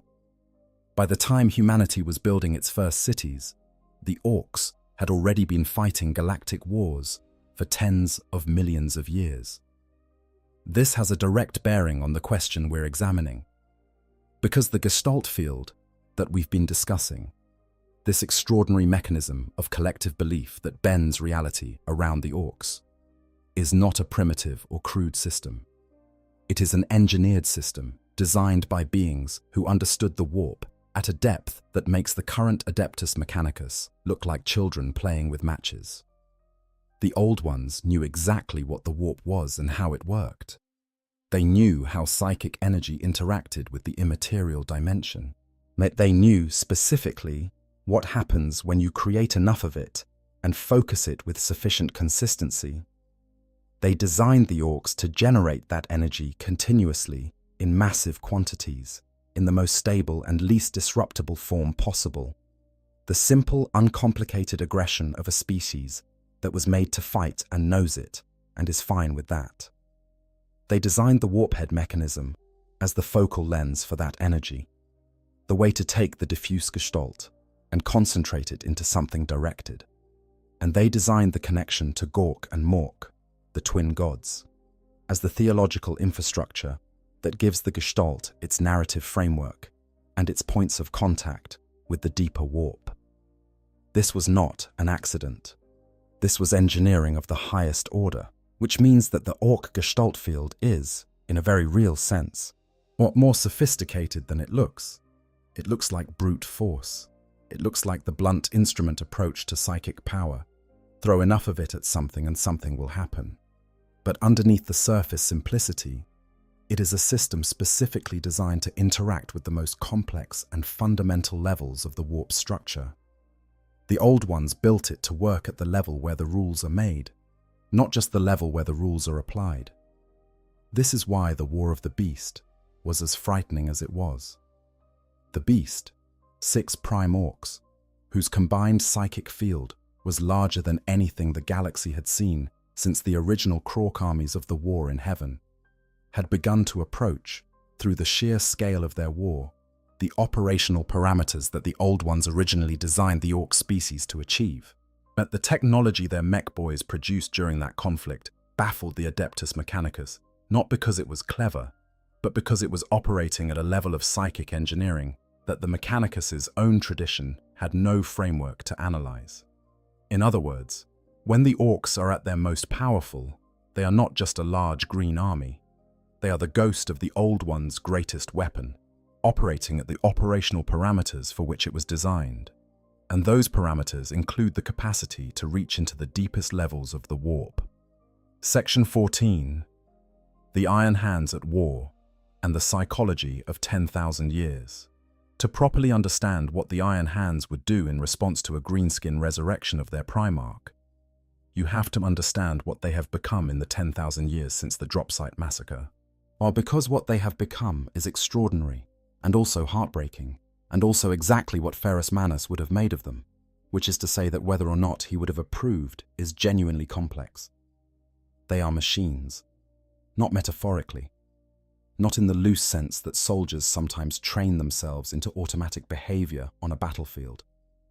The Iron Hands chapters, both the original and the vast number of successor chapters that carry their gene seed, have replaced their biological components with mechanical ones to a degree that no other loyal chapter approaches. They replace hands, naturally. That's almost table stakes, the most basic expression of the chapter's identity. But it goes much further. Eyes, organs, portions of the skeletal structure, sensory apparatus. But the most veteran members of the chapter might have only a small amount of original biological tissue remaining. They do this because they believe it makes them stronger, and by most measurable standards, it does. An Iron Hands battle brother, augmented to the degree that the chapter's tradition encourages, is a more effective combat platform than a baseline space marine in almost every metric, more durable, less susceptible to pain, capable of interfacing directly with their vehicles and weapons in ways that standard marines cannot. But there is a cost that the Iron Hands doctrine absolutely refuses to acknowledge, and it is this. The process of replacing biological components with mechanical ones is also the process of removing the substrate on which emotional experience is built. Organic tissue, neural tissue especially, is where emotions live. It is where memories are stored in their richest, most contextual form. As you replace more and more of it with metal that is precise but inert, you lose gradations of experience. You become more efficient and less alive in a way that the chapter's doctrine classifies as an improvement. The Iron Hands, as a result, are cold, not unkind necessarily. Kindness isn't incompatible with efficiency, and the chapter has produced genuinely compassionate individuals in its history. But they operate from a place of emotional management rather than emotional expression. They have learned over generations to treat the eruption of feeling the way a doctor treats a symptom, as a sign that something in the system isn't working correctly. It's something to be analyzed and addressed rather than experienced. This is the institutionalized grief I mentioned earlier. It is the direct consequence of what happened at Istvan V, which was not just the death of Ferrus Manus, but the complete destruction of the emotional scaffolding that the Legion had built around him. They had organized themselves, in the way that military units always organize themselves, around the personality of their leader. Ferrus was the standard against which everything was measured. His opinions shaped doctrine. His preferences shaped training. His values, the absolute centrality of strength, the disdain for weakness, the drive to build things that were better and stronger than the things they replaced, became the chapter's values. When he was killed, that organizational scaffolding collapsed. And rather than rebuilding it, rather than allowing themselves to experience and process the loss and then construct something new around a different set of values, the Iron Hands preserved it, enshrined it, fossilized the specific set of values that Ferrus had held and encoded them as eternal doctrine, to be followed not because anyone had recently thought about whether they made sense, but because they were what the Gorgon had believed and he was gone, and his beliefs were all they had left. This is how organizations respond to the traumatic loss of a defining figure. It happens in human institutions all the time. You preserve the rules the founder made, even when the circumstances that motivated those rules have changed, because changing the rules feels like betraying the founder. You maintain the forms and the rituals, even when nobody remembers why those specific forms and rituals were chosen, because they represent a physical connection to something that is otherwise intangible. You become, paradoxically, less adaptable, less able to respond to new challenges with fresh thinking, precisely because of how much you valued the thing you lost. The Iron Hands have been doing this for 10,000 years, not with less intensity as time passes, but with more, because each generation inherits not just the doctrine, but the weight of all the previous generations' adherence to it, each one adding another layer of sediment to what began as a wound and has become a geological formation.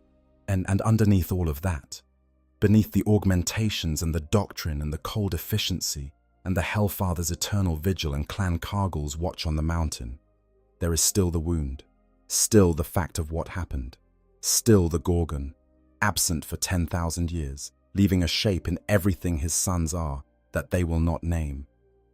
The Iron Hands believe their Primarch will return. They don't say this openly, because saying it openly would be acknowledging the hope, and hope is a feeling, and feelings are weakness.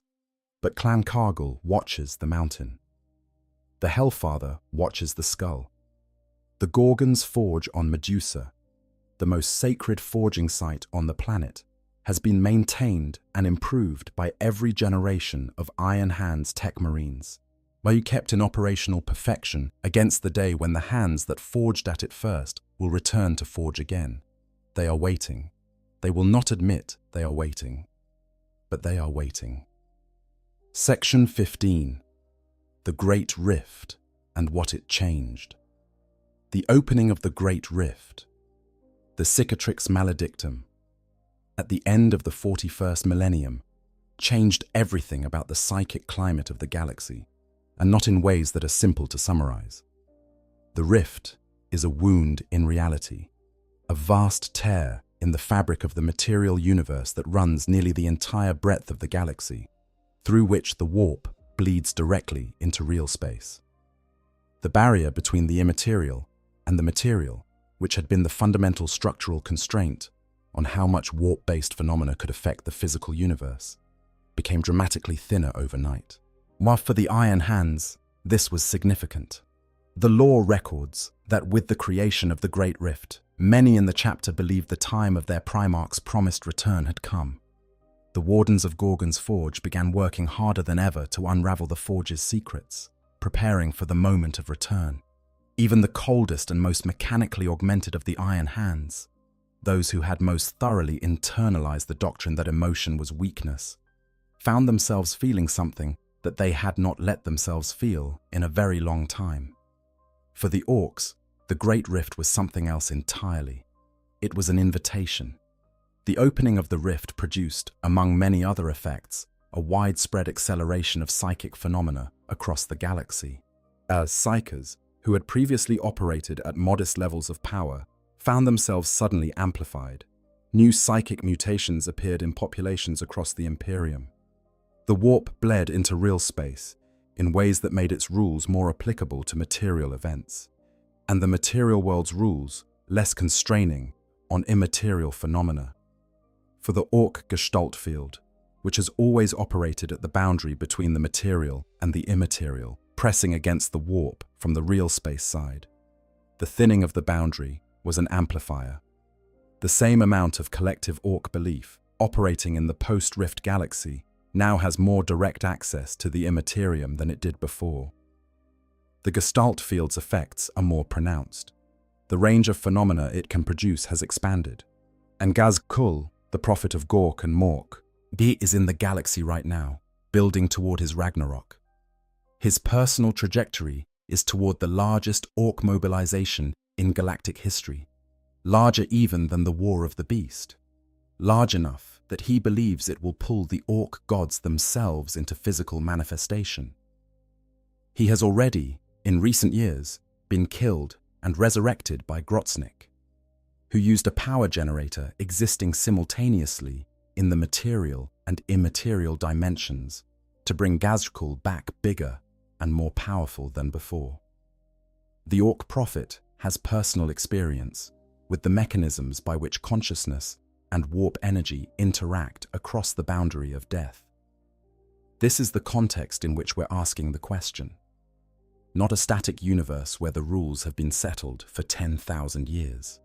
A universe in upheaval, where the barriers are thinning and the scale of psychic phenomena is increasing, and the most psychically powerful species in the galaxy, by raw Gestalt output, is in the middle of its biggest mobilization since ancient history. The conditions for what we're describing are, objectively, better now than they have been at any point in the post-heresy period. Better access to the warp, larger Ork mobilization, more psychic amplification in the environment, and the impression of Ferrus Manus, which has been sitting in the Imperium for 10,000 years, is perhaps more accessible than it has ever been, because the distance between the warp and real space has never been shorter. Section 16. Parallels in the living canon and what they suggest. The idea of Ork psychic power doing something cosmologically significant to a dead or absent entity is not, when you look at the broader canon, as unprecedented as it might initially seem. There are several cases in the lore where the Ork gestalt has produced effects on or involving beings or entities that should have been beyond its reach. We've already discussed Gork and Mork at length, and the extraordinary fact that the Ork collective created and sustains two warp entities of the highest order. But there are subtler examples that are worth naming. The beast himself is instructive. In the mid-32nd millennium, the 6 prime Orks, collectively known as the Beast, were not just powerful physically. At their psychic output, the gestalt field concentrated through 6 beings of a scale and intelligence never seen in the Ork species before or since, was producing effects on the Orks under their command that went well beyond the normal parameters. The Orks around the beast grew larger and more aggressive at rates that exceeded what normal gestalt amplification would produce. Their mech boys produced technology of a sophistication that made the Adeptus Mechanicus deeply uncomfortable. Not because it was clever, but because it appeared to operate on principles that transcended the normal engineering frameworks. Principles that looked uncomfortably like they were drawing on fundamental warp mechanics rather than conventional physics. The beast's gestalt wasn't just the gestalt of billions of Orks. It was something more. The beast, or at least the primary prime Ork, was capable of speaking flawless High Gothic, a language it should have had absolutely no exposure to and no mechanism for learning. Its tactical intelligence was described as surpassing some of the greatest human minds of the Imperium. These are abilities that in any other species would be attributed to psychic enhancement or divine blessing. In an Ork warlord, they represent the extreme upper limit of what the gestalt field can produce when it's operating at sufficient scale. And when Vulcan tackled the beast into the Cathedral Gargant's raw energy field, what happened was not an explosion in the normal physical sense. It was a psychic event of extraordinary power that exposed Vulcan's consciousness directly to the substrate of the Ork gestalt at maximum concentration. The experience of that contact reshaped his understanding of the Orks so fundamentally that he no longer saw them as simply an enemy to be defeated. He saw them as a force with its own relationship to the universe's deep structure, a force that could not be permanently destroyed any more than gravity could be permanently destroyed, a force that had to be understood on its own terms. This is the testimony of a Primarch, not a scholar speculating, not an inquisitor theorizing, a being who had, at the most literal possible level, immersed himself in what the Ork gestalt actually is and come out the other side with a profoundly different understanding. There is also the example of Makari, Gazkul's banner-bearer. The specific grot known as Makari, and this is genuinely strange lore, does not persist as an individual biological entity, and instead the title, the role, the psychic resonance of Makari is a position that successive grots inhabit. When one Makari dies, another grot picks up the banner and becomes, in a very real sense, Makari. Not a copy, not a replacement. The same entity, inhabiting a new body. This is Ork gestalt belief at work at a smaller scale. Gazkul's absolute conviction that Makari is his banner-bearer. The collective Ork belief in the significance of that role has created a persistent psychic identity that can transfer between biological vessels. The Makariness persists in the warp, attached to the role rather than the individual, and slots into whatever new body picks up the banner. Now scale this up. What if the persistent psychic identity that was being called back into being was not a grot's modest psychic imprint, but the warp impression of a Primarch? What if the mechanism that allows Makari to persist through multiple bodies was applied with the full force of the Gestalt at maximum scale, to the specific, distinctive 10,000-year-old impression of Ferrus Manus. The mechanics, in principle, are the same. The Gestalt affirms the existence of the identity. The warp preserves the shape of it. The belief creates a persistent point of connection between the preserved identity and the material world. The difference is scale and complexity. Makari is a simple identity that fits neatly into any available grot. The Gorgon's impression is vastly more complex, vastly more powerful, and does not fit neatly into anything currently available. What you would need, if you were going to bring that impression back into the world, is something large enough to hold it. Something that could serve as the equivalent of the grot's body for a consciousness of Primarch scale. Here is a thought that the lore has not explicitly explored, but which follows from the established mechanics. The Cathedral Gargant, from the War of the Beast, powered by raw Gestalt energy, functioned as a physical body for the collective psychic expression of the Ork horde. When Vulcan fell into it, he was essentially falling into a material interface with the Ork collective consciousness. A Gargant, built for the specific purpose of housing a particular consciousness, designed and believed into being by a sufficiently large Ork horde for the specific purpose of serving as a vessel for the returning Gorgon, is not, by the internal logic of this universe, impossible. It would be a Gorgon Gargant. An Ork-built war machine inhabited by the impression of a dead Primarch, walking the galaxy as a thing that had never existed before. Neither the man Ferrus was, nor the god the Orks wanted, but something in between, shaped by the machine, the man, and the myth in proportions that nobody could predict. The Iron Hands would have opinions about this. Very loud, very cold, very augmented opinions, delivered while firing everything they had. Section 17. The warp remembers iron.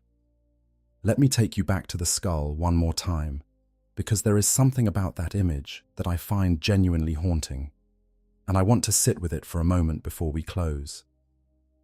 The Hellfather has been watching that skull for 10,000 years without blinking. This is not an exaggeration or a metaphor. The Iron Hands chapter has maintained, through every century of the Imperium's slow decay, through every war and every crisis and every catastrophe that has tested their survival, an unbroken watch over the physical remains of their Primarch. The vigil is so absolute, so total, so sustained, that it has become its own kind of prayer. Not the prayer of petition, not the Hellfather asking for anything, not the Hellfather making requests of the universe. The prayer of presence, the prayer that says, I am here, I am watching, I have not forgotten. This is beautiful, in a way that the Iron Hands would furiously deny if you said it to them. They would tell you it's strategic. They would tell you that the skull is a psychically significant relic, and that maintaining a focused guardian presence over it serves to preserve its connection to the warp impression of the Gorgon against any hostile entity that might attempt to use or corrupt it. They would give you the operational rationale and expect you to be satisfied. But underneath the rationale, the vigil is love. It is the most Iron Hands thing imaginable. Love expressed as duty, grief processed as perpetual watchfulness, the inability to let go given form as an institutional role that has been maintained for 100 centuries without interruption. The Hellfather watches because the Iron Hands cannot stop watching, because watching is the only thing they have that connects them to what they lost. And what they lost was not just a Primarch, and it was the voice that gave permission to stop. Ferrus Manus's philosophy was about overcoming weakness, but he also built things. He made things with his hands that were beautiful, even when he claimed they weren't. He formed bonds with his brothers that he would have died for, that he did, in a sense, die for, since his refusal to retreat at Istvan Fev was at least partly driven by the raw grief of Fulgrim's betrayal. He was not just a machine that processed weakness into strength. He was a person. The Iron Hands have been maintaining the doctrine while forgetting the person, and the Hellfather's Vigil is one of the few places in the entire structure of the chapter where the personhood of Ferrus Manus is acknowledged, implicitly, by the sheer fact of someone caring enough to watch. The skull is not just a relic, it is a relationship. A 10,000-year conversation between the dead and the grieving, conducted entirely in silence, maintained by an act of attention so sustained and so complete that it has itself become a form of presence. And somewhere in the immaterium, across the membrane that the Great Rift has made thinner than it has been in living memory, the impression of Ferrus Manus still exists. We know this. We have canonical confirmation of it. It is there. The warp remembers iron. It remembers the particular shape of an identity that was made of silver hands and iron will, and the absolute, unshakable conviction that whatever stood between you and what you wanted to build was simply the next thing to overcome. The green tide is rising. The gestalt is growing. The boundary is thinning. And the skull watches from the dark of Medusa. It's charged by 10,000 years of attention, connected by a thread of sustained psychic intention to something that has never entirely gone away. This is not a prediction. This is not a statement that Games Workshop is going to publish a novel next year about orcs resurrecting Ferrus Manus. The status of this is clearly speculative, an extrapolation from established lore mechanics toward a logical possibility that the existing canon has not confirmed. But here is what I believe, and I'm going to say it plainly. The thought experiment works. The mechanics support it. The precedents exist. The scenario follows from the internal logic of how Warhammer 40,000's universe actually operates, rather than from wishful thinking or narrative preference. The orc gestalt field, at sufficient scale, in the presence of genuine relics, directed by a powerful enough warphead with sufficient consistency of belief, could reach the impression of Ferrus Manus in the warp. And what it pulled through might not be what any of us, the Iron Hands or the orcs themselves, expected. In the grim darkness of the far future, the most terrifying possibilities are not the ones you can see coming. The skull watches, the green tide rises, the warp remembers iron. Closing thoughts. Why this question matters. The reason this thought experiment is worth doing, the reason I think it's worth spending this much time in the architecture of the lore to lay it out carefully, is not just because it's an interesting what-if. It's because examining it reveals something genuinely important about what Warhammer 40,000 is as a setting. The universe is built on the principle that belief has consequences, that what you think and feel and collectively commit to doesn't just happen inside your head. It leaks out, accumulates, shapes the world. The Chaos Gods are the darkest expression of this principle. The Emperor on the Golden Throne is another expression. The Orc Gestalt is the most elemental expression. And everywhere this principle operates, the implication is the same. Consciousness is not contained. Identity does not vanish cleanly when the body stops. The Iron Hands have been acting on this principle for 10,000 years, maintaining a vigil that they can't justify in any language except the language of belief. They believe Ferrus will return. They believe the vigil matters. They believe, even the most mechanically augmented, the most emotionally suppressed, at the most doctrinally rigid among them, that the connection between the skull in the dark and the Primarch who was their father is real. The orcs have been acting on this principle for 60 million years. They believe, collectively and without question, that their will shapes the world, and the world has been obligingly reshaped over and over again throughout history. What happens when these two expressions of the same principle intersect? When the orc certainty and the Iron Hands hope end up pointing at the same thing from opposite sides? What happens when the most doubt-proof faith in the galaxy grabs hold of the thing that the most grief-soaked chapter has been watching for 10,000 years? No answer is guaranteed. In this universe, the interesting questions don't always resolve cleanly. But the question itself, the fact that it can be asked seriously, that it follows from the established rules rather than breaking them, tells us something about the depth of the world we're in. In 40,000 years, the most dangerous things are still the ones you haven't thought to look for yet. If this is the kind of lore depth you came here for, please subscribe. Drop in the comments which corner of the 40K universe you want me to disappear down next. There are so many places to go. Every like tells the algorithm this kind of content deserves to find the people who want it. And right now that means a lot for a channel doing this kind of work. Until then, stay in the quiet and keep listening for iron. End of full script. Appendix. The nature of Orc mythology and why the Gorgon fits. There is one final dimension to this that I want to spend some time with, because it doesn't get discussed enough even in deep lore communities, and it might be the most surprising piece of the puzzle. Orcs have mythology, not in the loose, informal sense that every culture develops stories to explain the world. Real, structured, internally consistent mythology. Creation narratives, heroic archetypes, theological frameworks, a cosmological worldview that accounts for their origins, the nature of the universe, the relationship between the living and the dead, and the meaning of existence.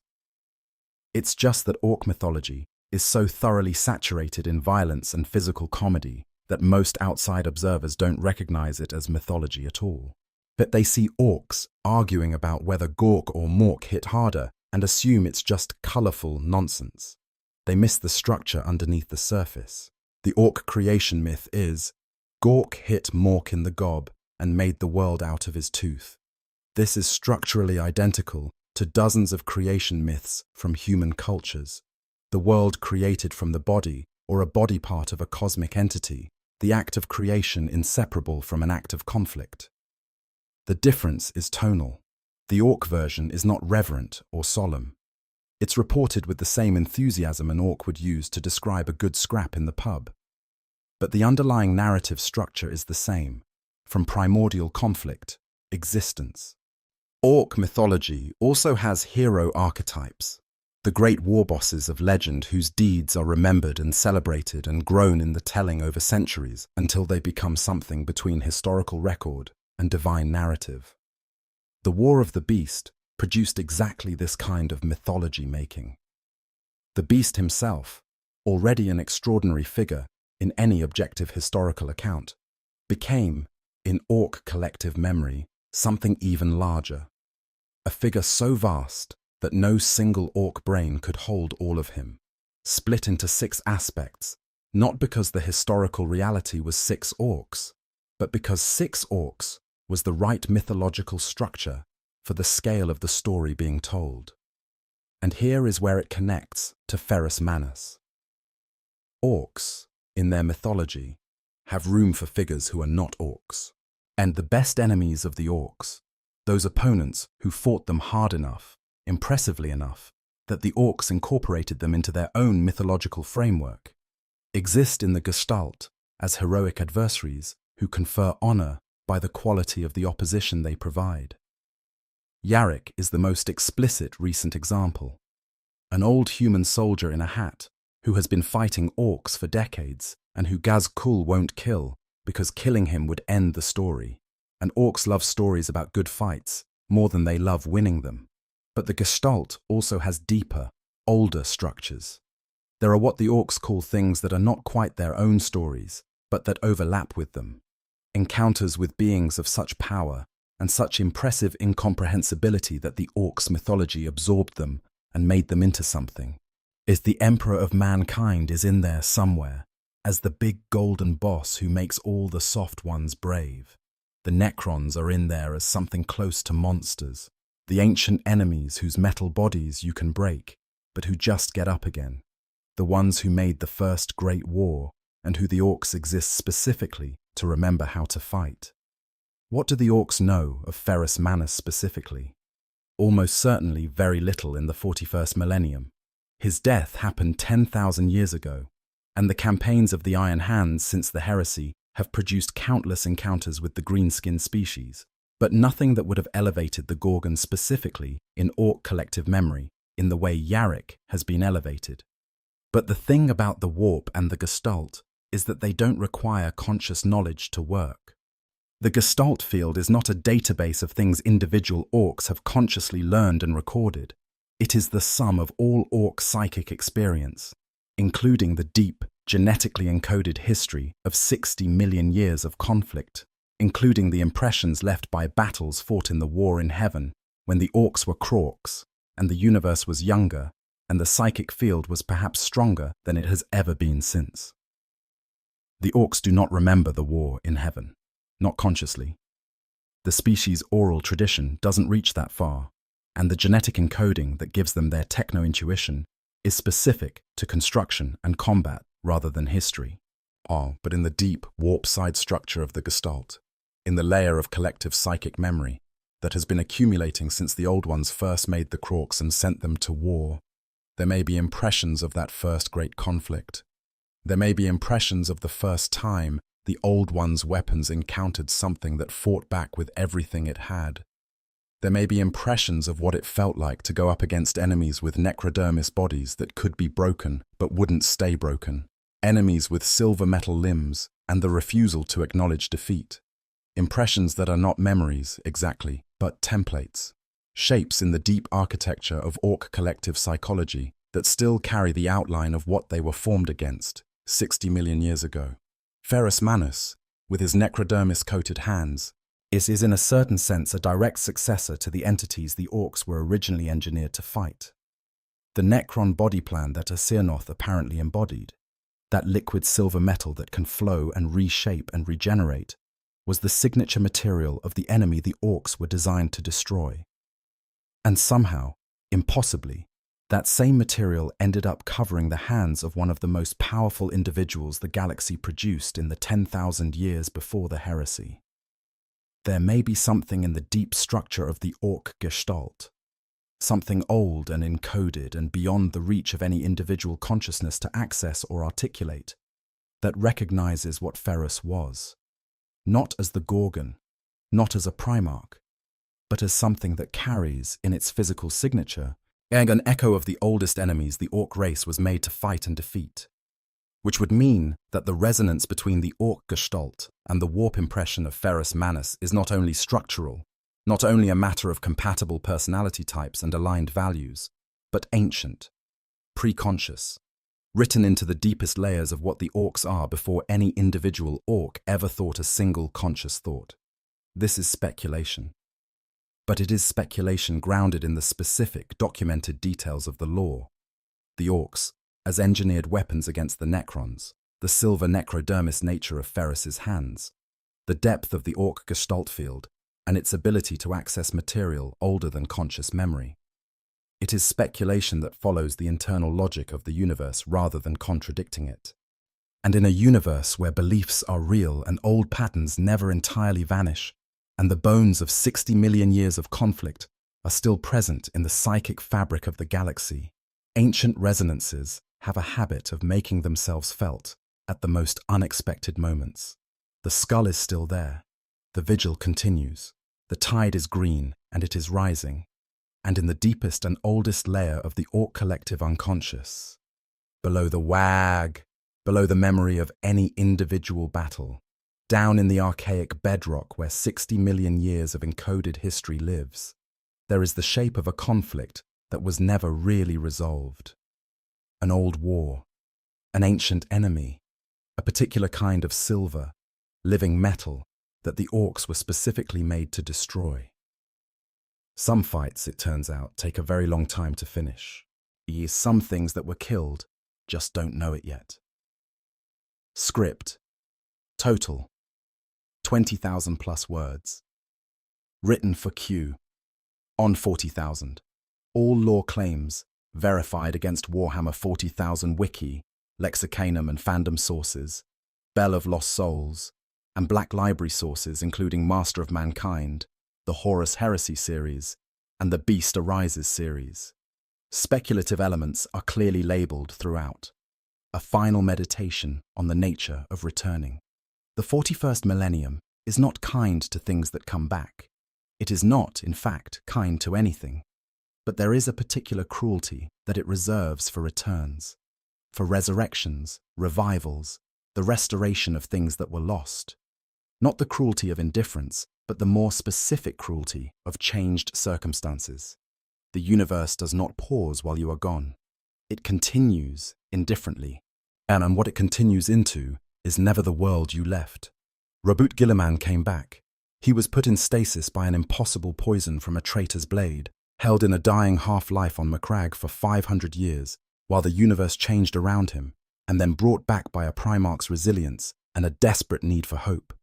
When he woke up, the Imperium he returned to was not the Imperium he had helped build. It was something more desperate, more corrupt, more calcified and more afraid than anything he had expected to find. The institutions he had designed had been maintained in their outward forms, while the spirit behind them had often been lost. The Codex Astartes, his document of military organization, had become a theological text rather than a practical guide. Yet the High Lords of Terror had spent 500 years protecting their own power in the absence of his oversight. The galaxy was in the middle of an existential crisis that made the heresy look, in some lights, like a warning shot. He woke up and immediately had to confront the fact that the world had not waited for him, and that his return, rather than being the solution to the problem, was itself going to have to become a new problem for the same broken system to absorb. His resurrection was, in many ways, the beginning of a new kind of struggle, rather than the end of an old one. Ferrus Manus, if he came back through the Ork gestalt, through the explosive, unsubtle, and reality-warping mechanism of a species that does not understand subtlety and is not interested in learning, would come back to a world 10,000 years changed from the one he left. He would come back to an Iron Hands chapter that has spent those 10,000 years turning his philosophy into something he might not entirely recognize. They replaced weakness with metal, as he taught, but they also, somewhere in the middle of that process, replaced the humanity that gave the philosophy its purpose. He believed flesh was weak, but he also cared about what the flesh was doing. He forged weapons for his brothers because he loved them. He fought for the Emperor because he believed in what the Emperor represented. He was not a machine. He had just been impatient with the limitations of being a person. Returning to find his sons had solved the problem of being a person by mostly stopping being one would be its own kind of Istvan Phi. And returning through the Orks, through the most vital, most brutally alive, most thoroughly organic species in the galaxy, the species that was made to remind everything else in the universe that life means fighting, might be the thing that made the Iron Hands' particular solution to their grief untenable, not by teaching them to feel. Ferrus Manus was not going to lecture anyone on emotional expression, but by demonstrating, through the sheer spectacle of his return, that the thing they had been armoring over for 10,000 years was still there, that the wound had not been overcome, that all the metal in the galaxy couldn't bury what happened at the Urgol Depression. Now, because what happened there came back wearing the faces of the Orks who pulled it through. There is something almost cosmically ironic about this. The Iron Hands' response to the loss of their Primarch was to become more like the machine and less like the man. The thing that might return to them, if the theory holds, if the law supports the extrapolation, if the mechanism works as described, would return through the most anti-machine force in the galaxy, through a species that rejects the premise that the machine is better than the organism, through a collective whose power comes not from replacing biology with metal, but from pushing biology to its absolute, screaming, reality-warping limit. And it would return bigger and louder and less patient with philosophical nuance than the original Ferrus Manus had been, which is saying something because the original Ferrus Manus had approximately zero patience with philosophical nuance. The Iron Hands would have to decide what to do with that. They would have to decide whether the thing that came back was their Primarch, or an insult to his memory. Whether the green-tinted, warp-filtered, Ork belief-shaped version of the Gorgon was something they could accept or something they needed to destroy. Whether 10,000 years of grief and armoring and mechanical self-improvement had prepared them for this moment, or had specifically prepared them for every moment except this one. It would be the most Iron Hands situation imaginable. The thing they had been waiting for, arriving in the way they had most specifically and explicitly not been waiting for, through a door they never thought to watch. But the skull watches. The Hellfather blinks. And no, actually, the Hellfather absolutely does not blink. The vigil continues. The green tide rises. And somewhere in the warp, shaped like iron and smelling of silver, something ancient is paying attention. Whether it comes home is a question for the future, whether the future will surprise us. In a setting this dark, this deep, this thoroughly built on the principle that belief shapes reality, that is not a question at all. Of course it will. I hope you guys enjoyed the story. Make sure to hit the subscribe, like, share button, whatever you want. Give me some feedback if there's any. And yeah, sleep well.